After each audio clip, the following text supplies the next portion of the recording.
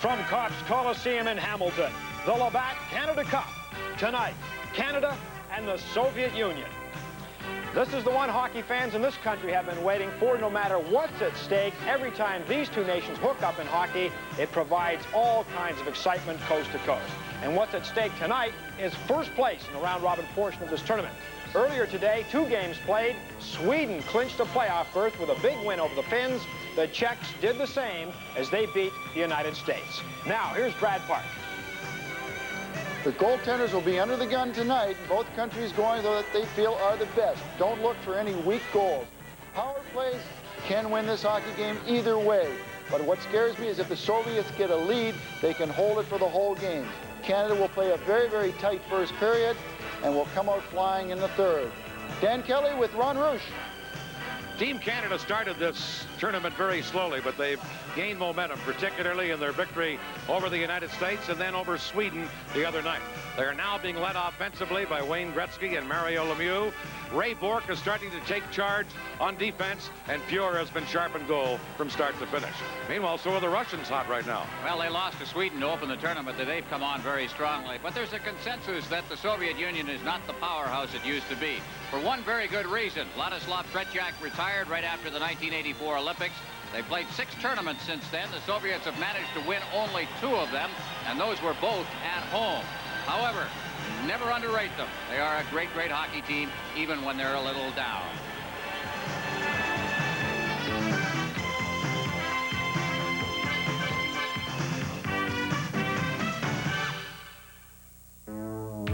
Good times ain't hard. Good friends in the hot, hot sun. Oh, doesn't matter where we are. It's my good friends that make it all fun. Oh, Labatt's like the ice, tastes smooth and light. Right out of the ice, goes down so nice. Labatt's like the ice. Until now, you've known Rolaids as an effective antacid for upset stomach relief. But did you know that new Rolaids now contains CaLCIUM, calcium and magnesium. Every Rolaids tablet you take now delivers some of the calcium and magnesium you may not be getting from your diet. New improved Rolaids, antacid effectiveness, now with calcium and magnesium. Welcome back to the Cops Coliseum in Hamilton, the Soviet Union and Canada. First place at stake in the round-robin standings here. And what this means is if Canada wins or ties, they finish first and would play Czechoslovakia. If they lose, then the Soviets would play Czechoslovakia and Canada would beat Sweden in the semifinals. Let's go to the ice service and the pregame ceremonies. First, Team Soviet Union. L'équipe de l'Union soviétique. Dans les filets, in the nets, number 20, numéro 20, Eugenie Boleshikin. En défense, à la défense, number 2, numéro 2, Vyacheslav Fetisov. Number 7, le numéro 7, Alexei Kasatonov. At center, au centre, number 11, numéro 11, Igor Larionov.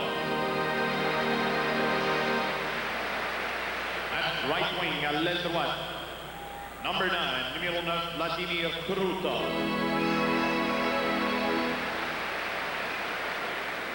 À l'aile gauche, at left wing, le numéro 24, number 24, Sergei Makarov. The head coach, l'entraîneur-chef, Mr. Viktor Tikhonov. The assistant coaches, les entraîneurs adjoints, Igor Dimitriev et Vladimir Yorsinov. And now, the starting lineup for Team Canada.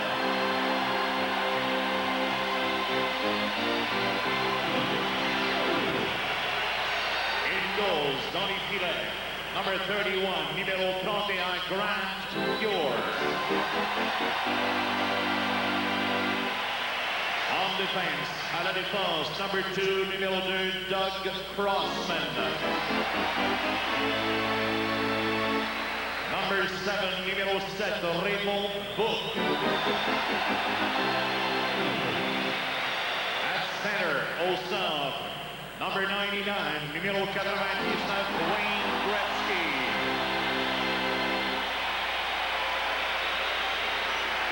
At right wing, à l'aile droite, number 21, numéro 21, Brent Sutter. At left wing, à l'aile gauche, number 11, numéro 11, Marc Messier.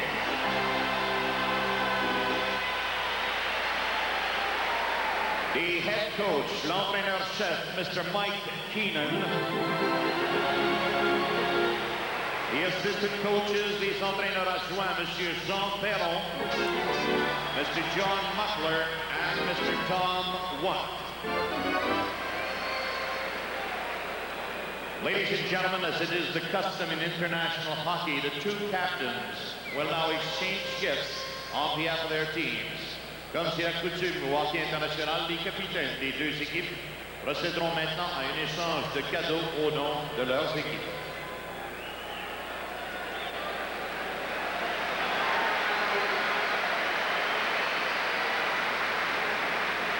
And now, introducing the members of the official party for tonight's ceremonial face-off.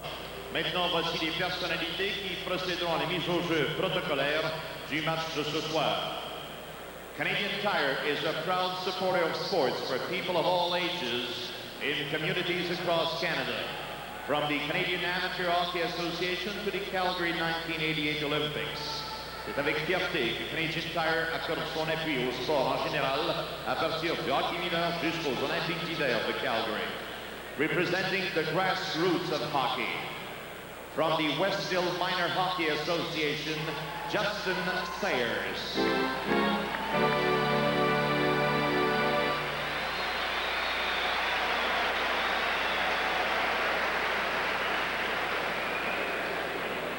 Representing the Olympic world, a member of the Canadian Olympic ski team, let's welcome Ryan Seymour.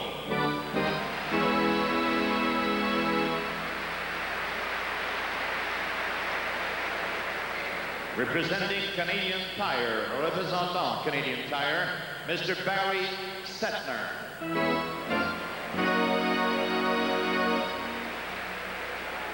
Representing the sponsor of the Labatt Canada Cup, le commanditaire de la Coupe Canada Labatt, Miss Barb Jessen, Director of Corporate Communication, Labatt Ontario Breweries.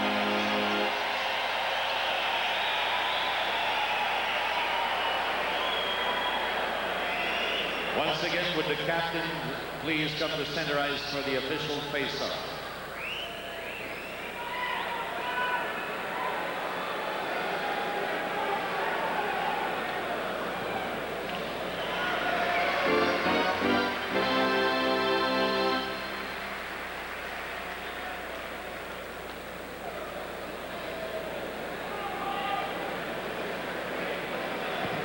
Ladies and gentlemen, will you please now rise for the singing of the national anthems of the Soviet Union and Canada. Mesdames et messieurs, voulez-vous s'il vous plaît vous lever pour les hymnes nationaux de l'Union soviétique et du Canada? Your singer tonight, Mr. Michael Burgess.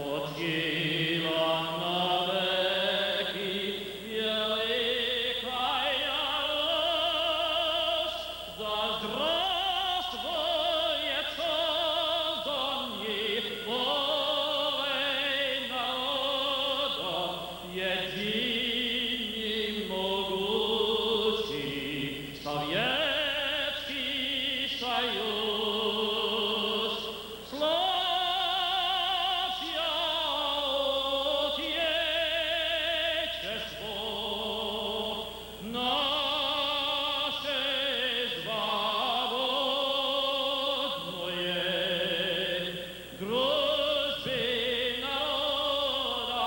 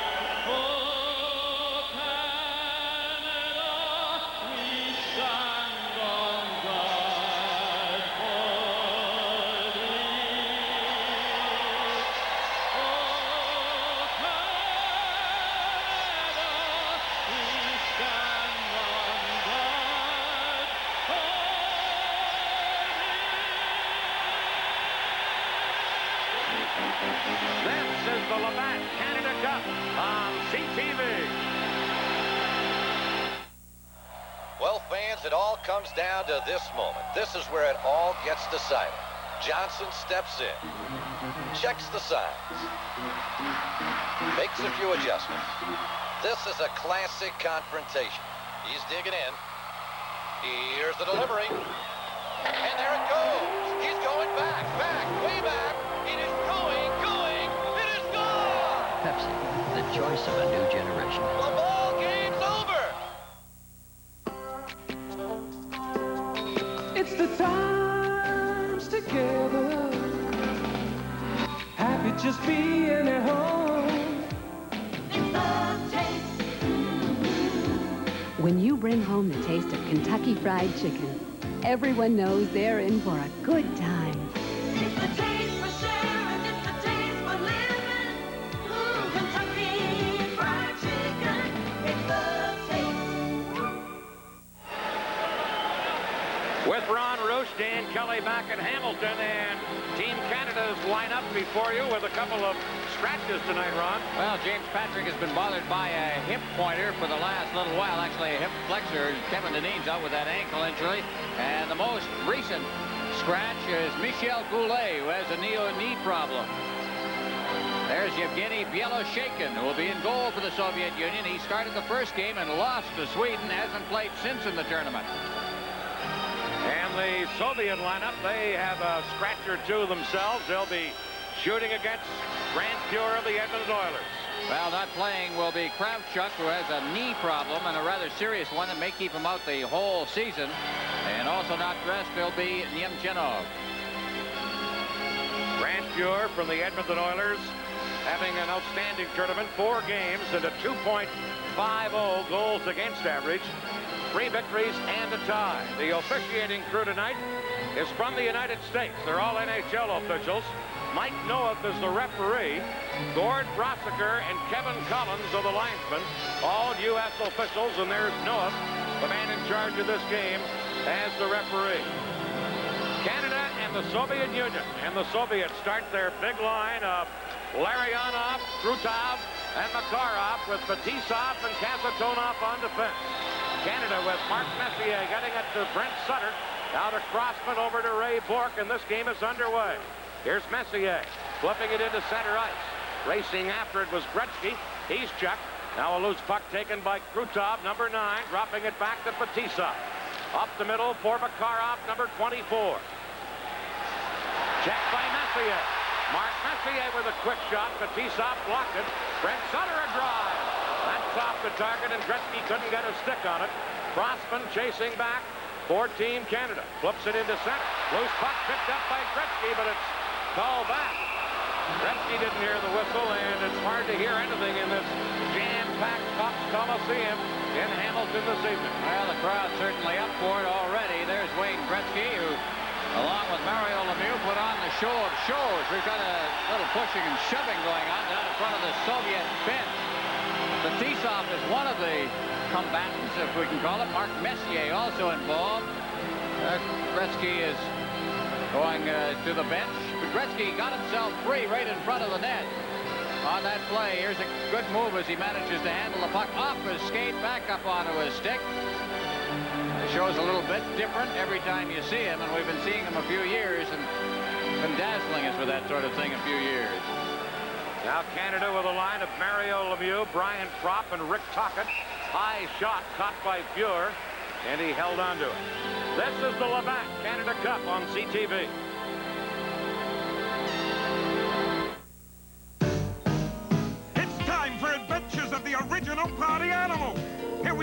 grand pooper of partyometry, Spuds McKenzie, as he's planning his jamming for tonight's big bash. His fans watch as he tans his way to party elegance. A facial, a massage, and Spuds McKenzie is ready to party. Yeah! That means Bud Light for everyone, as Spuds Bloody right with only Bud Light. He knows everything else is just alike.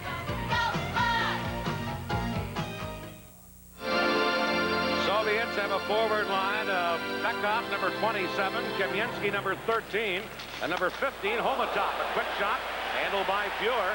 He passes his first test of the night. Now Canada, Prop trying to get it in, but it's cleared back out by Gusarov, number 3. Canada controlling.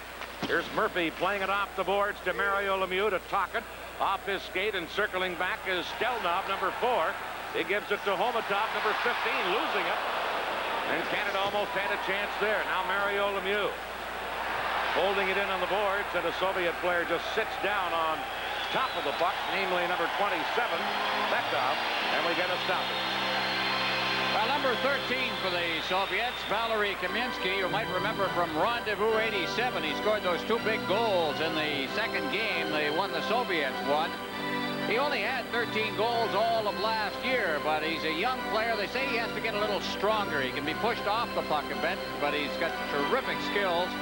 Maybe one of the future stars for the Soviet Union. He's in his 3rd season with the Central Army team of the Soviet Elite League, the perennial champion Central Army. And still only 21 years of age. Right. Here's Hartsburg for Canada. Quick shot. Howard-Chuck failed to tip it. Now Coffey fires it around on the boards. That goes wide of the net. Brent Sutter in to get it. Trying to feed Gretzky. Coffey had pinched in. Holds it in, but the Soviets now break out. And here's Semyonov, number 30, feeding it over onto the left side. And the shot by Svetlov, number 16, wide of the target. Soviets holding it in. Trying to center. Coffey tying his man up. Comes back on the point for Pervukin. Shot right on. Fuhr handles that. And Canada come back, led by Gretzky, number 99. He has Howard-Chuck with him. Gives it to Dale Howard-Chuck. Claude Lemieux in front of the net. They can't get it to him. Now Gretzky does. There's Lemieux, but Beloshakin came out and cleared it away. And back comes Semyonov. Ahead to number 23, Lomakin. Dropping it back in front, but the backhander by Svetlov is blocked. Another try. Svetlov. 2 shots. And then cleared by Canada's Gretzky. And here comes Gretzky. And Claude Lemieux with him. 2-on-1 break. Claude Lemieux shooting. Beloshakin the save. Lemieux couldn't get it in front. And Semyonov takes over number 30. That was Canada's best chance. Claude Lemieux fired out into center ice. Taken there by the Soviets, but only momentarily. And now Himelev controlling in his own zone to Fetisov. Back into center, and here is Yemchinov, number 12. Poked away by Fuhr into the corner. Kryakin can't center. And back comes Mario Lemieux. Trailing is Bork. He works it to Doug Gilmour, who fires it in. Fetisov back for the Soviets. In their forechecking, centering Lemieux to Gilmour. A shot off the skate, and then covered up on by Beloshakin. And some pushing and shoving in front of that net. This is the Labatt Canada Cup on CTV.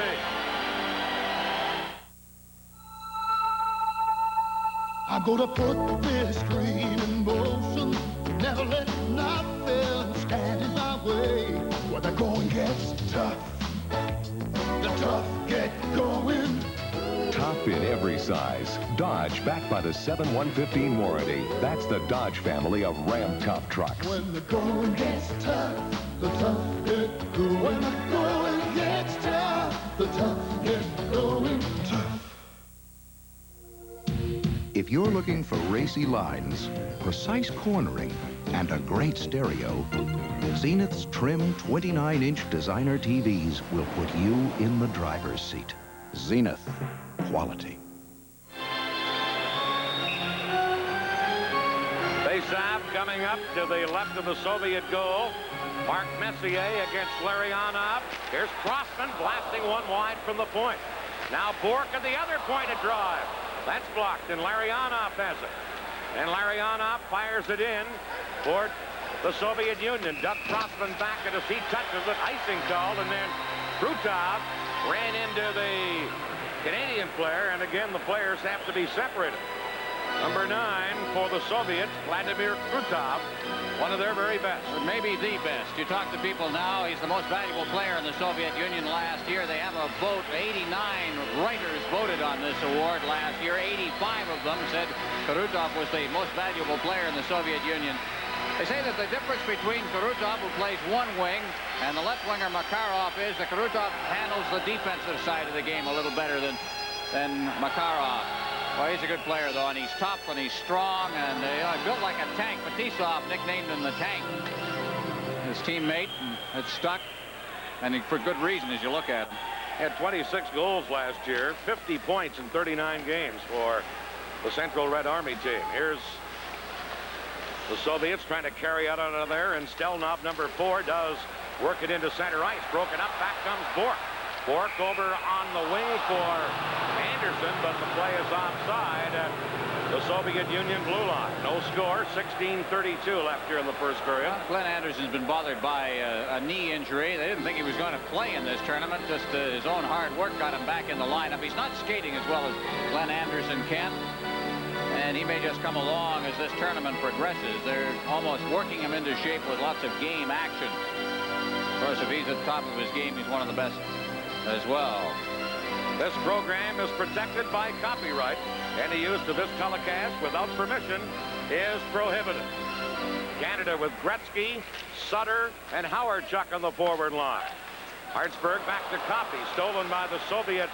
Homatop can't get it centered, however. Canada trying to clear it, held in there by Bekop, number 27. Now it comes back on the point. Shot right on, and the save by Verbuchen, or by Fuhr on Verbuchen's shot from the right point, and Grant Fuhr held on.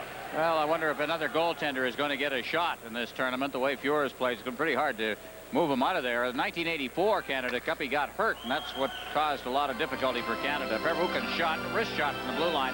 Verbuchen, the oldest member at 31 of the Soviet national team. Bekop on a face-off, but Sutter wins it for Team Canada, and Brent Sutter trying to feed it into center ice. He's out on the forward line with Gretzky and Howardchuk. Now Hartsburg, who's on defense with Coffey, fires it in. Going back for the Soviets. The Dotov can't clear it. Here's Brent Sutter tied up by Verbuchen. Now Sutter, number 21, trying to work it free, and does. Sutter can't get away from Verbuchen. Back of the net to Gretzky, but the pass went through his skates. And back come the Soviets with Homatop, number 15. Homatop moving in on his backhand, the forehand, shot it wide. Soviets now trying to work it in front. Can't do it because of the work of Team Canada's defenseman Hartsburg, and Canada able to clear it to center. Now here's Bekop over onto left wing for Svetlov. Svetlov trying to move in center. Bekop a drive. Great glove save by Fuhr on the shot by Bekop. This is the Labatt Canada Cup on CTV. You might see this as a quiet drive in the country, but there's another way to look at it. As 3,000 pounds of steel and glass hurtling down the highway. That's how Canadian Tire sees your car when we install brakes. For over 65 years, we've trained our technicians to be the best. That's why we guarantee your brakes for as long as you own your car. Because to us, the most important parts of any drive are the stops along the way. The right choice for auto service has never been so clear. Canadian Tire. Vyacheslav Bekov getting a great chance on Grant Fuhr. And while here's the chair, it is now Bekov. Bekov is number 27. He'll get the puck out in front and one-timing it, and there's Fuhr with that glove hand of his. He finds ways. Howardchuk, meanwhile, in some difficulty. He's flexing his shoulder. He came off the ice before his shift was due to end, and in a great deal of pain, but he seems to have settled down on the bench and shaken it off. Canada controlling from the face-off. Murphy clearing it around to Prop, held in by the Soviets. Samyonov, quick wrist shot from the slot, wide of the target, and Mario Lemieux flips it to center. Lemieux out there on a forward line with Tocchet on right wing, Prop on the left side. Here's Samyonov, number 30 for the Soviets. Out to Fetisov, number 2. Long pass down right wing for Svetlov. He moves in. Svetlov has Lomakin in front. Big save, Fuhr on Lomakin, and Prop cleared it away. Fuhr has been brilliant here in the early going. Now Lomakin, who had that great chance trying to center. Tocchet can't get it, but Propp does. And here comes Murphy to Tocchet. Kasatonov is there defensively. And now the Soviets drop it back behind their own goal. Kasatonov checked out in front. Backhander, they score! Glenn Anderson, number 9.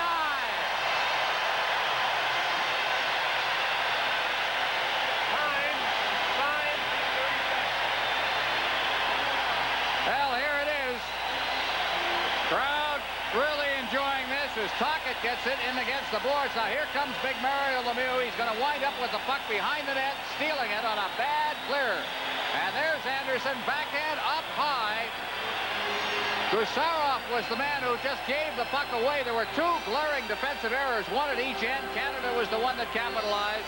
Normand Rochefort got away with his down at the other end. Glenn Anderson getting the goal, but Pure has made 2 or 3 game savers here in the early going. Back comes Himmelev. His shot off the side of the net. And Mario Lemieux, who set up that goal by Anderson, trying to clear it. Gusarov held it in. Now couldn't and drops it back into center ice. Yemchenov, number 12 out there, but Mario Lemieux breaks it up. Now number 22, Priyakin. Now it comes back near the line. Stelnov over to his defense partner, who is Gusarov, cleared to center.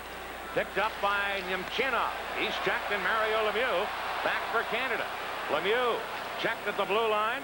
Picking up the loose puck and carrying in was Gilmore, but he didn't wait long enough for Mario Lemieux to get himself back onside. Well, Mario Lemieux is really playing the hockey of his life right now, and that's considerable considering some of the things he's already done in the National Hockey League and as a junior in Laval in Quebec. But Anderson from Mario Lemieux, 5:37. Now we're going to get a chance to see the error that was made at the other end of the ice. This was the result of that error, as overcommitting and just getting back into your picture there was Rochefort, but he had blown a check right at the blue line by overcommitting himself. And that led to a great scoring chance, and Pure has, as you said, Dan, been terrific. Here's Krutov, number 9, taken out of the play nicely, and Mike Gartner has it for Canada. Canada leading 1-0. They work it into center ice. Bork is checked, and now the Soviets drop it back to their own end. Fedotov over on right wing for Perbuka. Now up the middle, and Larionov carried in, but Krutov was in ahead of the play offside. This is the Labatt Canada Cup on CTV. Ladies and gentlemen, the upcoming QC8's product of the week this week is Sugar Twin low-calorie sweetener. Save and buy Sugar Twin in the 100-packet boxes. QC8's product of the week is now available at your nearest Safeway store. Crime Stoppers, a QC8 feature. Each week an unsolved crime is reenacted. You are asked to phone in if you have any information. Your tip can be worth money. Watch Sunday at 6 and 11:20 and become part of Crime Stoppers. Well, Canada's leading 1-0, I think, thanks in no small part to Grant Fuhr very early in this game. He's come up with the big saves, although there was also a big one on that 2-on-1 break when Claude Lemieux and Gretzky broke in back to the 2-minute mark. There is Grant Fuhr, the scoring play for Canada. Anderson from Mario Lemieux, 5:37. Ron Hextall, as great a young goaltender he is, just has to sit and wait with Fuhr playing as well as he has. Puck shot in. Verbuchen can't clear it, and now back of his own goal goes Fedotov, loses. Gartner a shot, but it's nowhere near the net. Makarov, number 24, loses it, and Verbuchen flips it into center ice. Rochefort tying up Larionov, and Murphy goes back to cover up for Canada. Plays it off the boards and now starts to carry up ice. Off the boards to Messier. Messier tied up by Larionov, and now Krutov bumped by Anderson to Makarov, number 24. Soviets with their big line out there again, but a very poor pass by Makarov, and the play was offside anyway. And then Larionov, who's coming into this game with a bad back, gets decked by Rochefort at the Team Canada defense. The young fellow who was kind of left off the team for a little while because of the way he partied a little bit after the Canada Cup in 1984. They said, hey, you don't do that. Wear the Soviet uniform, so they left him at home for one tournament. He's come back. He's the #1 centerman in the Soviet Union. Here's the line of Bekov, Kamensky, and Homotov for the Soviets. Canada with Gretzky, along with Sutter and Howardchuk. And here is Gretzky. To Howardchuk. Drops it all the way back, and Paul Coffey tries a rush. Played it off the boards. Here's Sutter. But Bellows shaken out of the net, almost gets trapped there. Sutter kicking it to Gretzky. Wayne Gretzky. Tied up and taken out of the play by Bekov, number 27. Gretzky gave a little punch back of the net and got away with it. Now Canada with Gretzky. From behind the net in front, Howardchuk shot. Bellows shaken, a big save on Dale Howardchuk. And he held on to it. This is the Labatt Canada Cup on CTV. Good news. With the new long-distance service called Between Friends, you can make 30 minutes of calls to anywhere in Canada and the U.S. for just $13 a month. For instance, one 30-minute call to Halifax, two 15-minute calls to Houston, 10 3-minute calls to, well, you get the idea. That's anytime after 6 p.m., Monday to Saturday, and all Sunday. Do the same within Saskatchewan for $8.49. Between Friends lets you keep in touch, and that's what SaskTel Long Distance is for. For details, call SaskTel.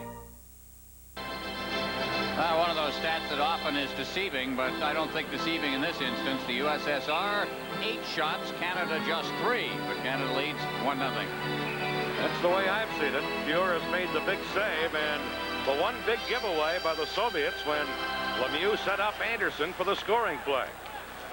There's the Soviets in their own zone with number 4, Stelnov, clearing it to Lomakin, to Semyonov, but Crossman is there.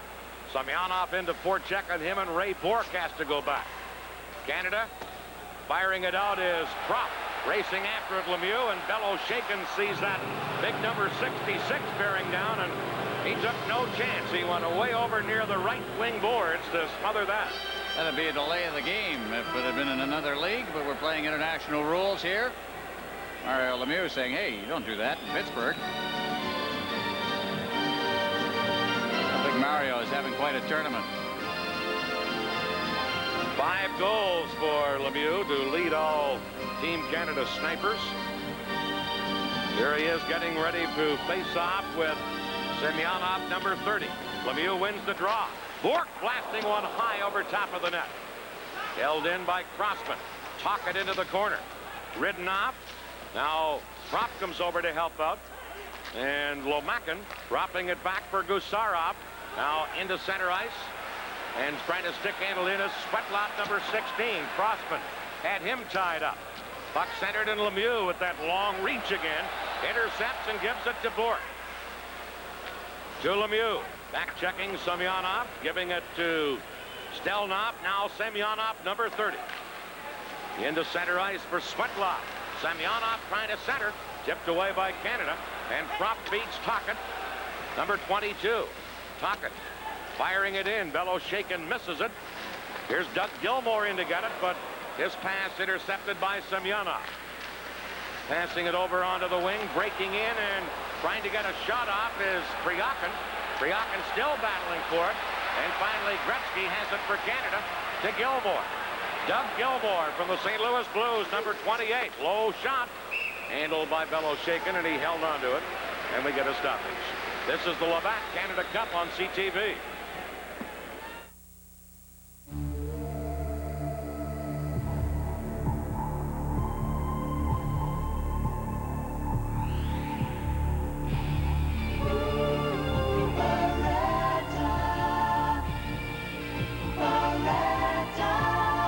Discover a new species. 1988 Chevrolet Beretta for the way you drive today. Today's Chevrolet. Beretta. Going your way. 10:18 left in period 1. 1-0 Canada. Canada with Messier, Gardner, and Anderson now up front. Now Canada has been doing its job defensively, I think, trying to control this game and keep a lead. I think this is kind of a game, Dan, where we're going to watch Canada come along. They get rid of the early shakes here. Here's Makarov trying to shake loose from Glenn Anderson. Canada center it. Gardner was there, but Fetisov broke it up. And here's Kasatonov, number 7, one of their top defensemen, firing it in. Glenn Anderson, the goal scorer, back to get it. And Canada now work it to Messier on left wing, leaving it there for Bork. That's Larionov with help from Kasatonov. Up comes to Fetisov, number 2. This pass hopped over the stick of Makarov, and Crossman is back for Canada. Doug Crossman from the Philadelphia Flyers. Playing it out to Bork. Now they drop it back to Bork again. And now Bork feeding it to Anderson.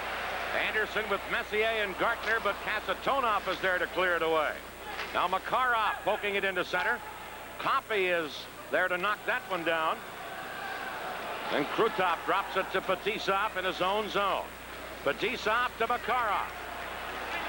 Leaves for Fetisov. Wrist shot wide. Big rebound. Fuhr cleared it. Here's Fetisov again.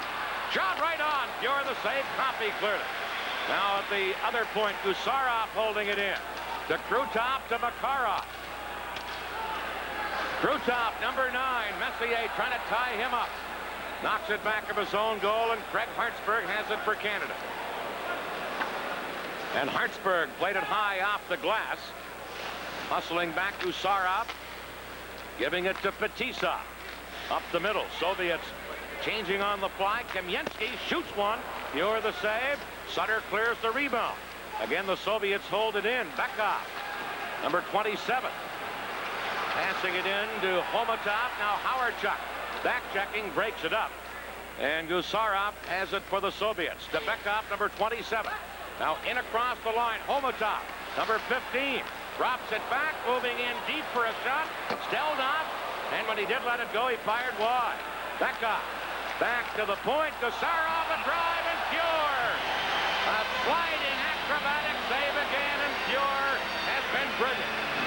Well, I'll tell you something. I saw something I didn't like there, and I don't know what provoked it, but we saw Sutter just slash Kamensky across the side of the face with a stick. Now, it could have been retaliatory, but they're both going in any case, and Mike Noack was standing right there. Boy, they've been just a little too much of the high sticking going on. We saw that terrible slash of Sutter. All right, here it is. Now, watch number 13. Now, watch Sutter here. Pushes him, still nothing. Pushes him again. Now he gets the poke. There's the slash, and that is vicious. We had a terrible, terrible slash delivered by Gary Suter of the Calgary Flames in the U.S. game the other night. That was on Lumakin, who suffered a 10-stitch cut. A penalty given by Schubert, the Czechoslovakian referee, was 5 minutes for charging, believe it or not, but at least a 5-minute penalty was issued. Canada may be fortunate because just minor penalties against Kamensky for roughing and to Sutter for high sticking. Canada could have come out of that second best. I'll tell you, I don't care what Kamensky did. He didn't deserve to get a slash across the side of the face. Here's Lomakin on a face-off against Mario Lemieux. Canada win it, and Craig Hartsburg controlling. Hartsburg, number 4, giving it off to Paul Coffey. Coffey, number 77. Coffey cruising in, feeds it across for Lemieux, but it was tipped away. And back comes Lomakin, number 23. Lomakin moving in, centered, and a good defensive play by Coffey to catch up with Svetlov and break it up at the side of the net. Soviets now have to drop it back. But Dotov, number 14, giving it to Svetlov, number 16. He leaves it for Lomakin. Shot blocked at the defense, and Canada come back. Here's Lemieux. Big Mario Lemieux. Works in deeper. A little too deep, then gets pulled down, and Lomakin will get a penalty here, and Canada will have a power play. This is the Labatt Canada Cup on CTV. For the best protection in a tough game, nothing tops the Cooperall girdle, except this.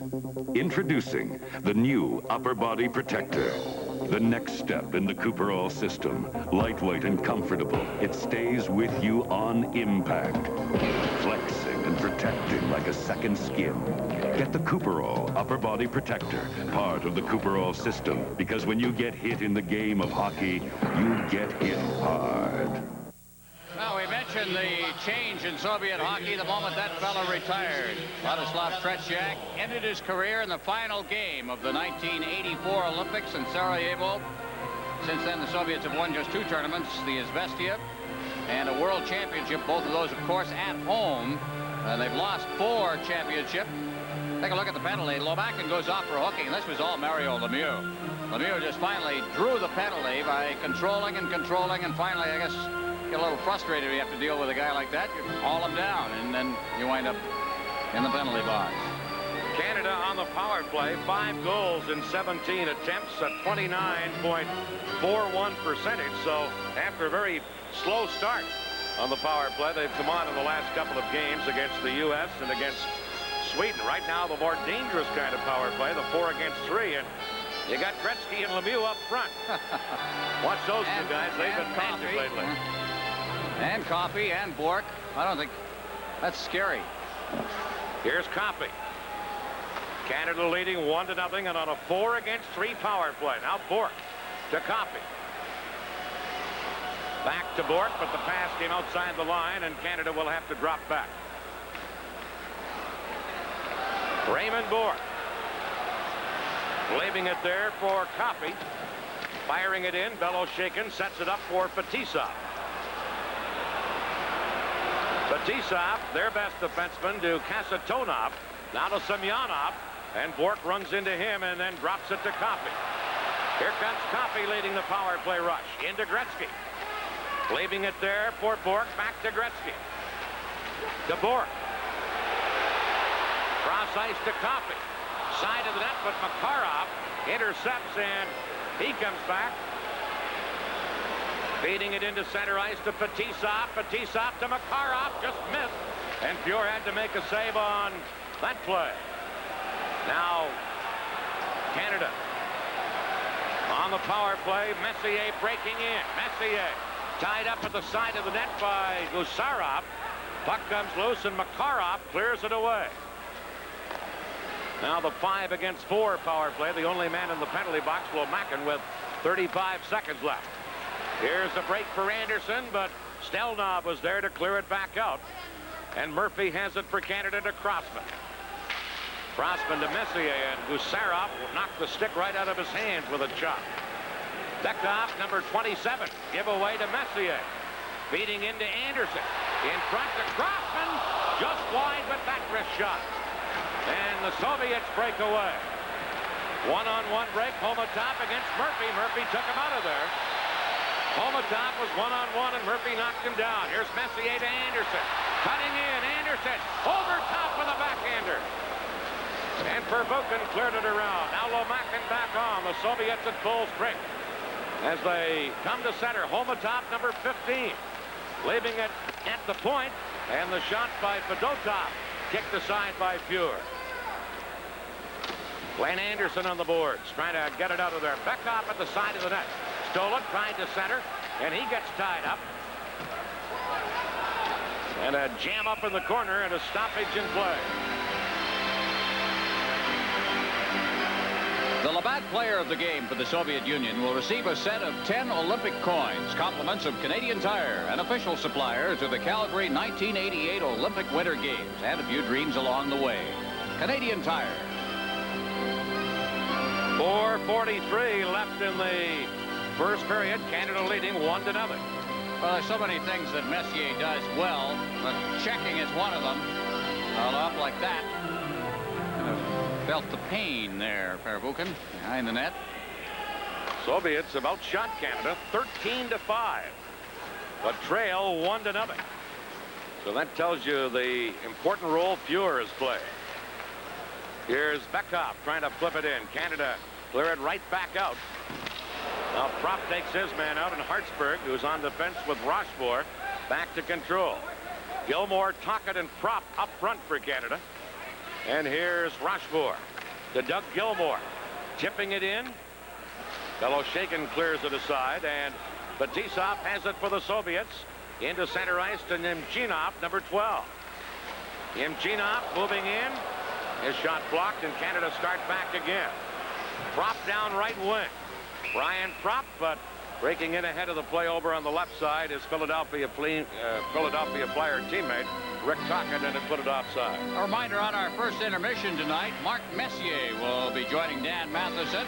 We're going to have something special for you tonight, a look back at the 1972 Canada-Soviet series. During our first intermission, we're going to show you the Canadian half of the 8-game series. On our second intermission, we'll show the Soviet half when Canada, of course, came back to win the series. We'll have the Toyota scoreboard. Brad Park will be along to analyze that first period of play. Watch that 72 series earlier tonight. It still gives you chills. Oh. Here's Glenn Anderson for Canada. He's had the only goal in this game, clearing it into the Soviet zone. Stelnov back to get it. Gets wrapped into the boards on a good check by Claude Lemieux. Now Lemieux back of the net trying to center to Mario Lemieux. Claude Lemieux still after it. Gets help from Mario. Now they jam up Lomakin. And then Semyonov cleared it out of the zone. Hartsburg dropping it back. And Team Canada leading 1-0. Just clear it near the Soviets' line. Stelnov dropping it over. Now it comes to Gusarov. Flipped up the ice. Hartsburg gets up. Ended by Semyonov. No penalty on that play, and the fans thought there should have been. Here's Mario Lemieux with Claude Lemieux, but intercepting is Krutov. Long pass down left wing for number 14, Fedotov. Long shot. Dior handles it, and Crossman has it for Canada. Crossman firing one up the middle. Misses everyone, including Prop. Bellow shaken out to set it up. Cleared around, and controlling it now is Fedotov. To Makarov, now to Larionov, number 11. He's ridden out by Gartner. And Canada with Messier flip it to the Soviet line. Makarov to Larionov. Larionov leaving it there for Fedotov, number 14. Now into Larionov. And he tried to drop it back. Verbuchen couldn't hold it in. And he gets squeezed out of the play. And back comes Bork. But Larionov was back-checking. Number 11. Larionov leaving it there. Fedotov fired it into center ice. And Gartner cleared it right back in for Canada. Here's Howard-Chuck digging in. Centered out in front. Gretzky was there, but it was cleared away. Here's Larionov, number 11. Trying to go around Coffey. Drops it back. Moving in. And the shot was blocked as Kasatonov let it go. And it hit a skate. Soviets, Larionov held it in, and Doug Crossman for Canada. 1:35 left in the period. 1-0 Canada. Howard-Chuck dumping it in. Beloshakin clearing it up himself to Bekov. Now into center ice. Kamensky, number 13. Got it in front. Still loose. Whacked at and covered up by Fuhr. As Pomatov had a whack at it as it came into the crease. And there's that youngster Kamensky making things happen again for the Soviets. Well, they said he wasn't very strong. He seems to have worked on that side of his game because he worked around the defense, hung on pretty well. And then right there in front, a good chance. Homotov was the one who kind of relayed it and missed the net. There's Howard-Chuck. Dale Howard-Chuck, I think, is having some problems. He's been favoring that shoulder ever since the early stages of the period when he went off the ice with the problem. Kind of reaching out. You can see the grimace there of pain as he sat down, and they're working on it still. So he's got a problem out there. Canada already down to 11 forwards with the absence of Deneen and Goulet tonight, which isn't 4 complete lines, of course.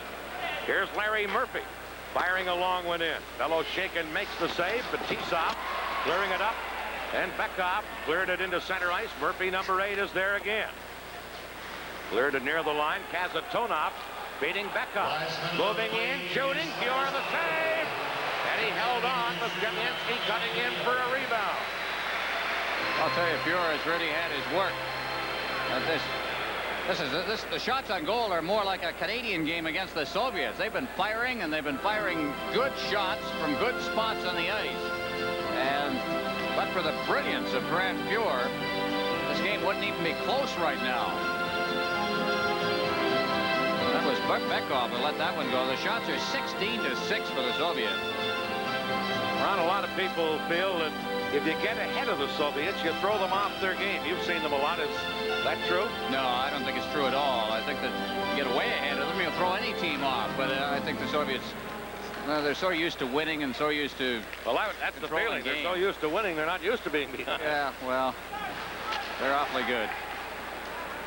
So is Team Canada, they're leading 1-0, although they've been outshot badly here in the opening period. Here's Stelnov feeding one up on right wing. Yemchinov getting it into the corner. Pryakin can't center it, and Canada try to get it out. And now pass into center ice off of Gartner's stick. Picked up by Bork to Gartner with a slap shot wide. 25 seconds left in the period. Canada can't hold it in. Now they do on a big check by Messier as he knocked Boussard offline. Messier knocked Boussard offline.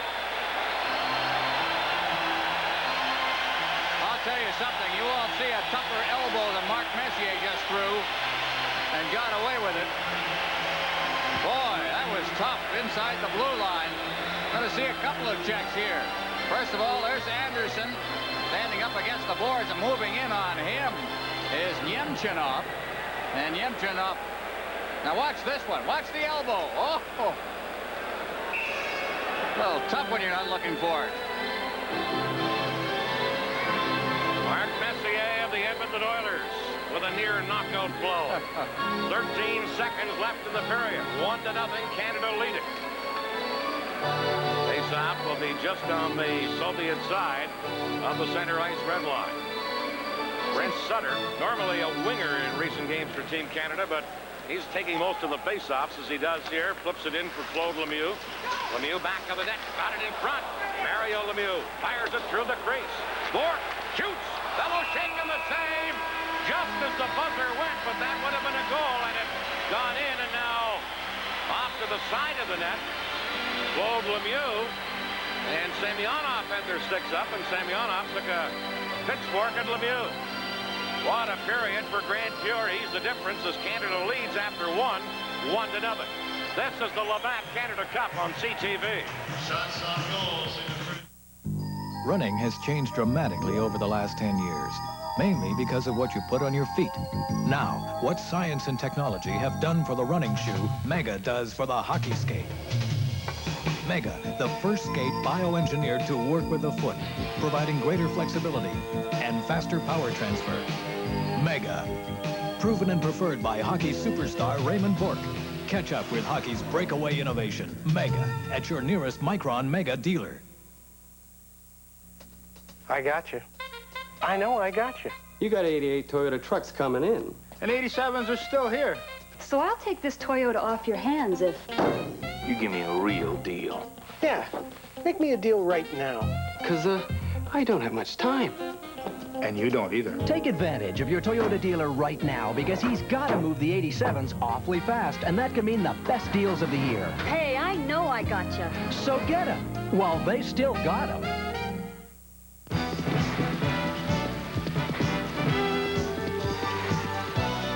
You can't lie down on the job doing stunts like this. It takes all my concentration and split-second timing. My job is tough enough without my allergies acting up. I take Tavist. With Tavist, I get up to 12 hours of relief from allergy symptoms. And I can do my job. I have to look alive, because if I don't, I might not be home. I got my eyes on you. I got my eyes on you. I got my eyes on you. I know just where you go and all the folks you know. I got my eyes on you. I'll see you around. Count on it. I got my eyes on you. I got my eyes on you. And I make a bet that I'll get to you. I got my eyes on you. I got my eyes on you. Watch out for Private Eye this fall. The one to watch. Whenever Canada and the Soviet Union hook up, sometimes you suspect the Soviets are playing possum sometimes, but I don't think we can say that tonight. It looks, at least from this vantage point, Mark Messier, that they have come out to win this hockey game. They want first place. Well, I think especially since Sweden's beaten them once already in the tournament. Sweden looks like they're going to finish third, and I think the Soviets want this game pretty bad to try to at least stay away from the Swedes. You're a physical player. You were saying just before we got on that they're playing rather physical too. Well, I'm sure they got a game plan, and a bit of it is, I'm sure, to take out a few of our players. And, you know, a couple of guys took a couple runs at Mario, and a few guys took a run at Glennie Anderson. And so, you know, we got to all play our own styles and take it from there. Several players on Team Canada have turned in some magnificent performances so far in this tournament. You're going to tell us that some of your teammates do that night in, night out. We across the country don't get to see the Pittsburgh Penguins very much. Have you been surprised by the play of Mario Lemieux? Well, I'm the same as you. I haven't seen him play all that much either, but since he's been at this camp, he's definitely made me a believer in himself, and not only on the ice, but off the ice also. And he's a great guy, and he comes to play every night so far in this tournament, and I have nothing but good things to say about him. When you go on for the power play with him and Gretzky, do you have a plan, or do you just all wheel? No, we got a few plans, especially coming out of our own end, and a few plays in their end. But with those guys, you know, you just try to get an opening, and they seem to find you. Their goaltending, they made a change tonight. Did that surprise you? Not really. Belashikin, I think his name is. He's their #1 goaltender, but he hasn't played all that much. And we've seen him quite a bit, and he's played mostly against the Canadians, so we're expecting him to. What's the scouting report on him? What do you try to do to him? Well, I think he's a little bit of a butterfly goalie, and so I think to go upstairs a little bit, but he seemed to stop a lot of it since the games we played against him. Second period, do anything differently? You keep trying to be physical?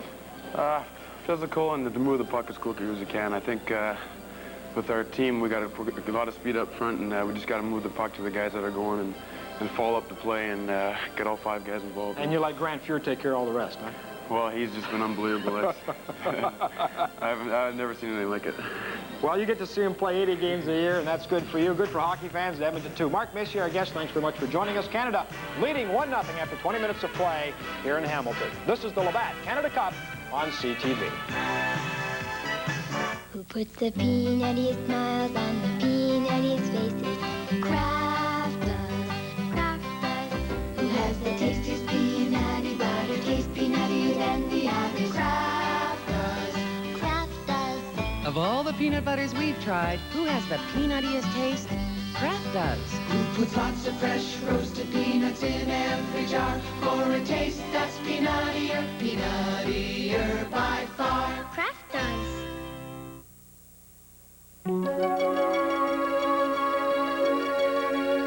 Honda would like to show you something you've never seen before. 4-wheel steering.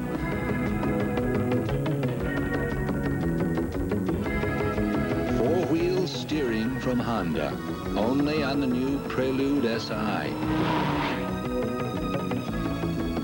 It's an incredible turn of events.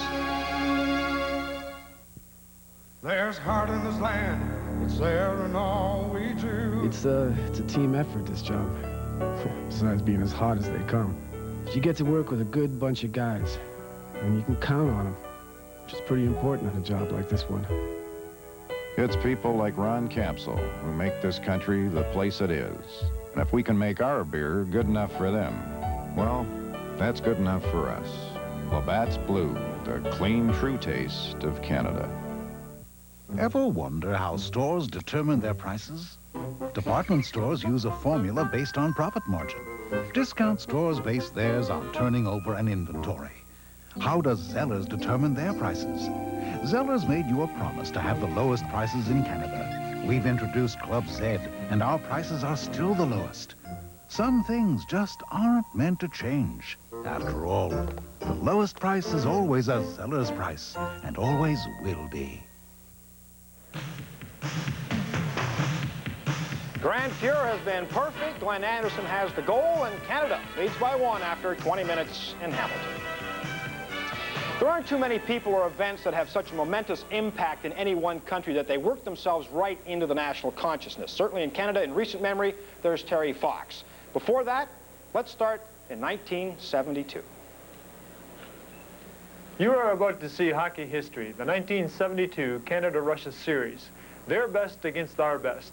It was a thrill of a lifetime to play in that series, and a thrill again to watch it on tape these many years later. Several of my teammates on that club have watched this video, and their comments are interesting. Yvon Cornwallier, the fast skating star of the Montreal Canadiens.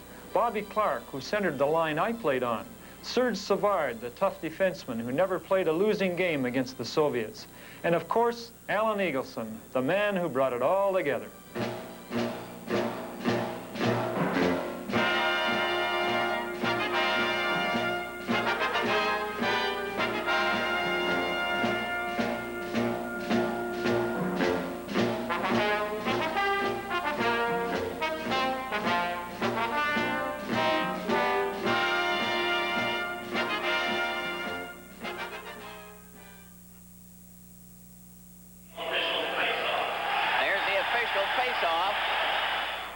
We in the press and everyone in Canada was convinced we were going to win 8 games in a row. All we felt we had to do was show up, step on the ice, and beat the Russians 8 straight. We had assembled, I thought, was a terrific hockey team. And I knew that I was prepared mentally to play them, and in fact, I wanted to get at it. But of course, we had no idea that they were such a great hockey team. When the game is underway with Petrov having cleared it into the Canadian zone. Canada clear on the boards, but not out. It's Bergman coming up now with a pass to center ice. Esposito going up over the line into the corner, shot right across the goal mouth. Bergman keeps it in. Mahavlich missed it back to the net. There's Pernoya. There's the pass to Lino. Feet stop. Here's a shot right in front of it. It's scored! Mahavlich knocked it into the net. No, Espo got it. It's a beautiful setup here. Now look at this. Number 5, Brad Park gets the puck across the goal mouth. Frank has to control it, but he flips it right through the pads. Oh, it's banged out of the thing by number 7. Phil Esposito came across and picked that up. Bergman and Park are playing up. It's back to Henderson. He scores! A quick shot with the face-off. Henderson fired it home. The Russians missed this face-off cleanly. Goes to the right. Clark takes it out. Ellis back to Henderson. Henderson, a quick snapshot for the right corner. Tretiak had the angle cut off, but it was a perfect shot. 30 seconds. First goal was Well, I remember even after I scored the goal, I went back to the bench, and Ronnie and Bobby Clark and I were sitting there, and I can specifically remember saying, this is going to be a long, long series. I mean, you just knew it. I mean, they were very composed. They never got up. I mean, just the way they passed the puck, and their conditioning was incredible. Another try. The shot goes wide and bounces over to this side. Valadiev trying to clear to the corner. It's center right in front. They score! From that left side, they finally found the corner of the net. And, of course, it was Zeman that was the marksman who stood right off the side of the net. Now, Zeman has looked terrific in the practices so far here. And watch him park himself just off to the far side of Dryden. Dryden now has to concentrate. And he throws it right up top. Not a goalie in the world would have stopped it. There's a look at Bobby Orr, and I bet you wishes he was in this game. I'll bet he can hardly contain himself. Mihailov nearly got loose, gets it over to Petrov, back to Mihailov, right in the clear. Oh, right in! They score! Petrov getting the rebound. And it's all tied up. Petrov gets that goal on a breakaway. Petrov gets the puck up. Now watch Petrov. Comes in behind. Now watch the pursuit. Terrific concentration. Puts a backhand over Dryden's pad. Up into the top. Puck is back on the Canadian defense. Sealing couldn't reach the pass, and they're still missing that team play. Down the right side, Rattel lobbed this one from the side. Maltsev recovers the puck. Cleared on the right side without even looking. Karlamov goes down over the line, cutting in around Ori. A shot. He scores! Karlamov went right around the Canadian defense, Ori, and picked the corner to give the Soviet a 3-2 lead. Let's get to Toronto. I want to see Cournoyer score.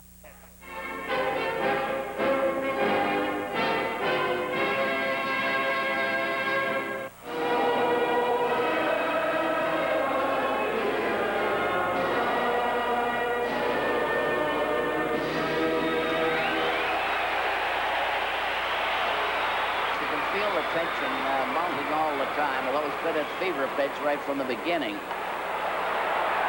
Petrov grabbed the Esposito. Cashman goes in and carries his man down, and he wasn't a bit particular how he took Lecheko out of the play. Lecheko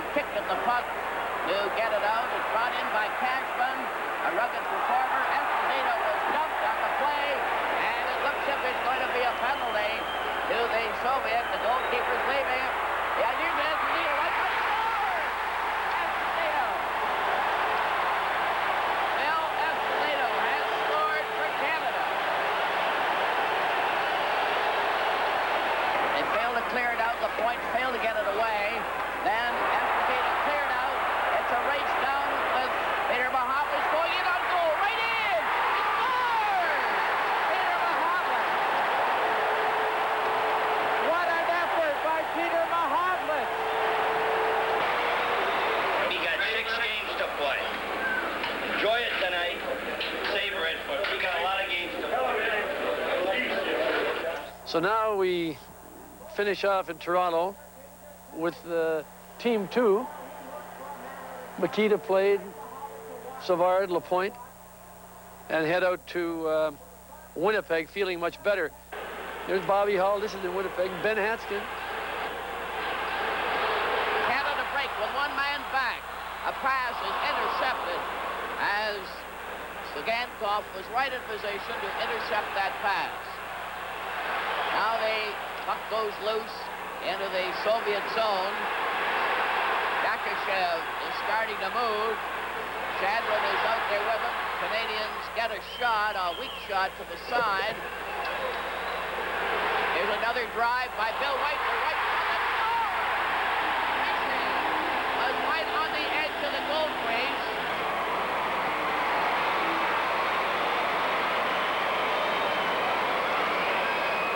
Winnipeg game was a disappointment because we had the game won. I'm still saying we were not in shape like we were supposed to be still there. I didn't know then I was going to play 2 years there in Winnipeg. And then we got out into Vancouver, and it was like playing in an empty room. For the people across Canada, we tried. We did our best. And for the people that boo us, geez, all of us guys are really disheartened, and we're disillusioned, and we're disappointed in some of the people. We cannot believe the bad press we've got, the booing we've gotten in our own buildings. And if the Russians boo their players, if the Russians boo their players like some of the Canadian fans, I'm not saying all of them, some of them booed us, then I'll come back and I'll apologize to each one of the Canadians, but I don't think they will. I'm really disappointed. I am completely disappointed. I cannot believe it. Terrific memories. We'll have more for you in the second intermission when we'll check out those 4 games played in the Soviet Union. But Brad Park is next with his analysis and highlights of the first period. Canada leads 1-0. This is the Labatt Canada Cup on CTV. Pontiac Tempest joins the Pontiac Heatwave. Heat is on the street, inside your head. It's the Pontiac beat, and the beat's alive. Introducing the all-new 1988 Pontiac Tempest, a compact sedan that'll blow the competition out of town. Oh, oh, oh, tell me, can you feel it? Tell me, can you feel it? Pontiac, the heat is on, it's on the street. During the formative first year of life, a baby needs extra protein, vitamins, and minerals to help growing bones, muscles, and teeth. The same holds true for this baby. You see, in the first year, a puppy has up to 3 times the nutritional needs of an adult dog. And Puppy Chow gives puppies all the extra nutrition they need. Don't treat your puppy like a full-grown dog. Feed him Puppy Chow. Not to belabor a point, but the only name you have to know right now is Grant Fuhr. He has been unbeatable in the Canadian goal, and he has been tested often and with quality shots, Brad. He has. He's been outstanding, as they say, and he seems to be getting better every game. And in this period, he was dynamite. He just did everything that was called upon him right from the opening minute. I'd like to show you 2 highlights right now of Grant Fuhr at his best. Here's Craig Hartsburg chasing the Soviet left winger down. Now watch the top of the screen there. Here's Sergei Svetlov, and Fuhr is right there with a quick glove. He can do it from the right side. Our second highlight is going to show him coming from the left side. Another break for the Soviets, swinging in behind the net. Watch the little pass out in front. Grant Fuhr, concentration, takes it off the right pad and almost buries it. And because of these saves, we move on to some more pleasant memories. Well, Grant Fuhrer is perfect. Yevgeny Beloshakin has been tested. He's come up pretty big, too, on a couple of occasions for the Soviets, but he has let in the one goal. He has, and it really wasn't his fault. He got put in a position that most goaltenders don't want to be put in. A bad giveaway by a defenseman, and no time to get any kind of angle, but just try to react. And we're going to have a look at that goal right now by Glenn Anderson, and we're going to watch the play coming through center ice. Larry Murphy moving it up for Rick Tocchet. It gets knocked behind the net. Keep your eye on Tocchet. He's going to create something here that defense don't like either. The puck goes behind the net to Kasatonov. He makes a bad pass. Watch the check.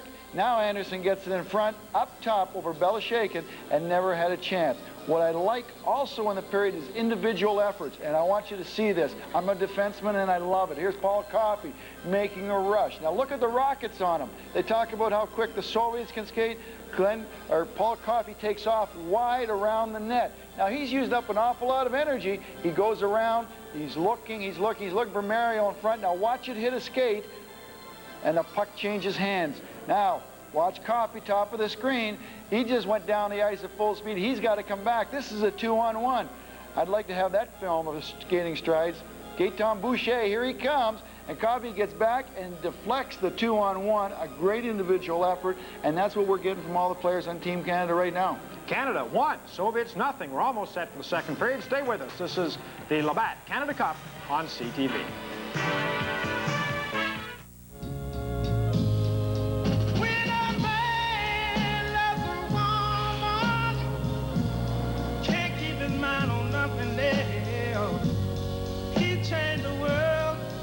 Good thing he's found. If she is bad, he can see it. She can do no wrong. Turning back on his best friend if he put her down. When it comes to autofocus cameras, some give you part of the action, but Canon EOS gives you all of the action. When the lights are so low that some autofocus cameras can't focus, EOS doesn't miss a trick. And Canon EOS has computers and motors in every lens for fast focus. So great shots are easy and so creative, the competition is out of the picture. Canon EOS, more than autofocus, easier than ever.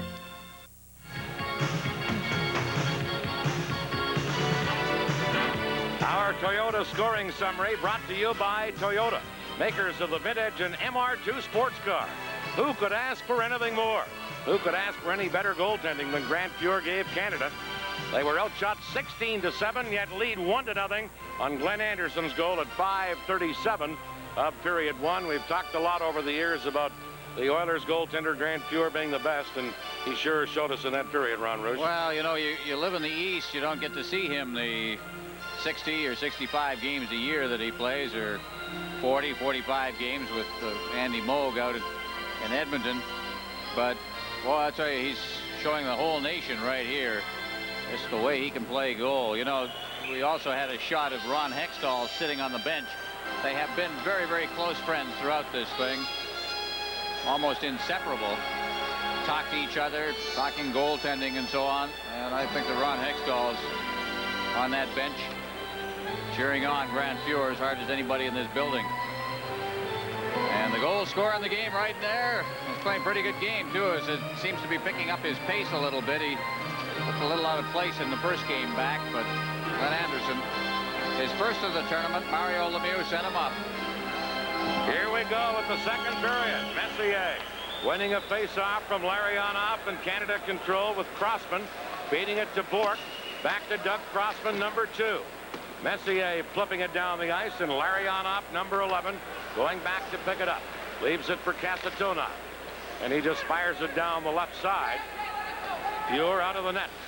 Lets it go, and as Bork plays it, it's icing. Good heads-up play there by Fuhrer. He would have played it if he had to, but when he knew Bork was there, he just let it go, and thus gets the icing go. Well, there's Raymond Bork. You know, a guy we're not going to see a lot of, number 12. You just saw him skate through your picture, but is playing a great game tonight is Mike Gartner.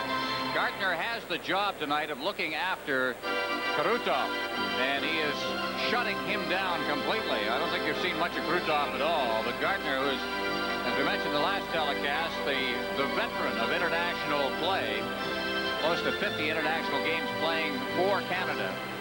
more than any other Canadian. He's playing a great game. Here's Mikhailov, number 24, trying to break in. It's tied up by Bork. And now Canada, Crossman having difficulty, or it's Anderson having difficulty. Bork is there to cover up, gives it to Crossman. And Crossman feeds it into Messier. Broken up, and then it's offside at the Soviets' blue line. This is the Labatt Canada Cup on CTV. Playing hockey was a wonderful experience. Today, young Canadians are carrying on the tradition. Unfortunately, costs have increased. That's why McCormick Champagne Crackers have come to the support of minor hockey. October to December, when the young people come to your door, support them. $1 out of every package sold goes to support local teams, so everyone wins. You can enjoy the great taste of McCormick Champagne Crackers and support a Canadian tradition. The history of these two teams has been one of very, very close games in the Canada Cup in 1984. That terrific overtime game won by Mike Bossy. We've had other ones we'll tell you about as we go on here. Here's Sutter to Howard Chuck as Canada's on the attack. Broken up and cleared around by the Soviets, and Gusarov, number 3, takes over.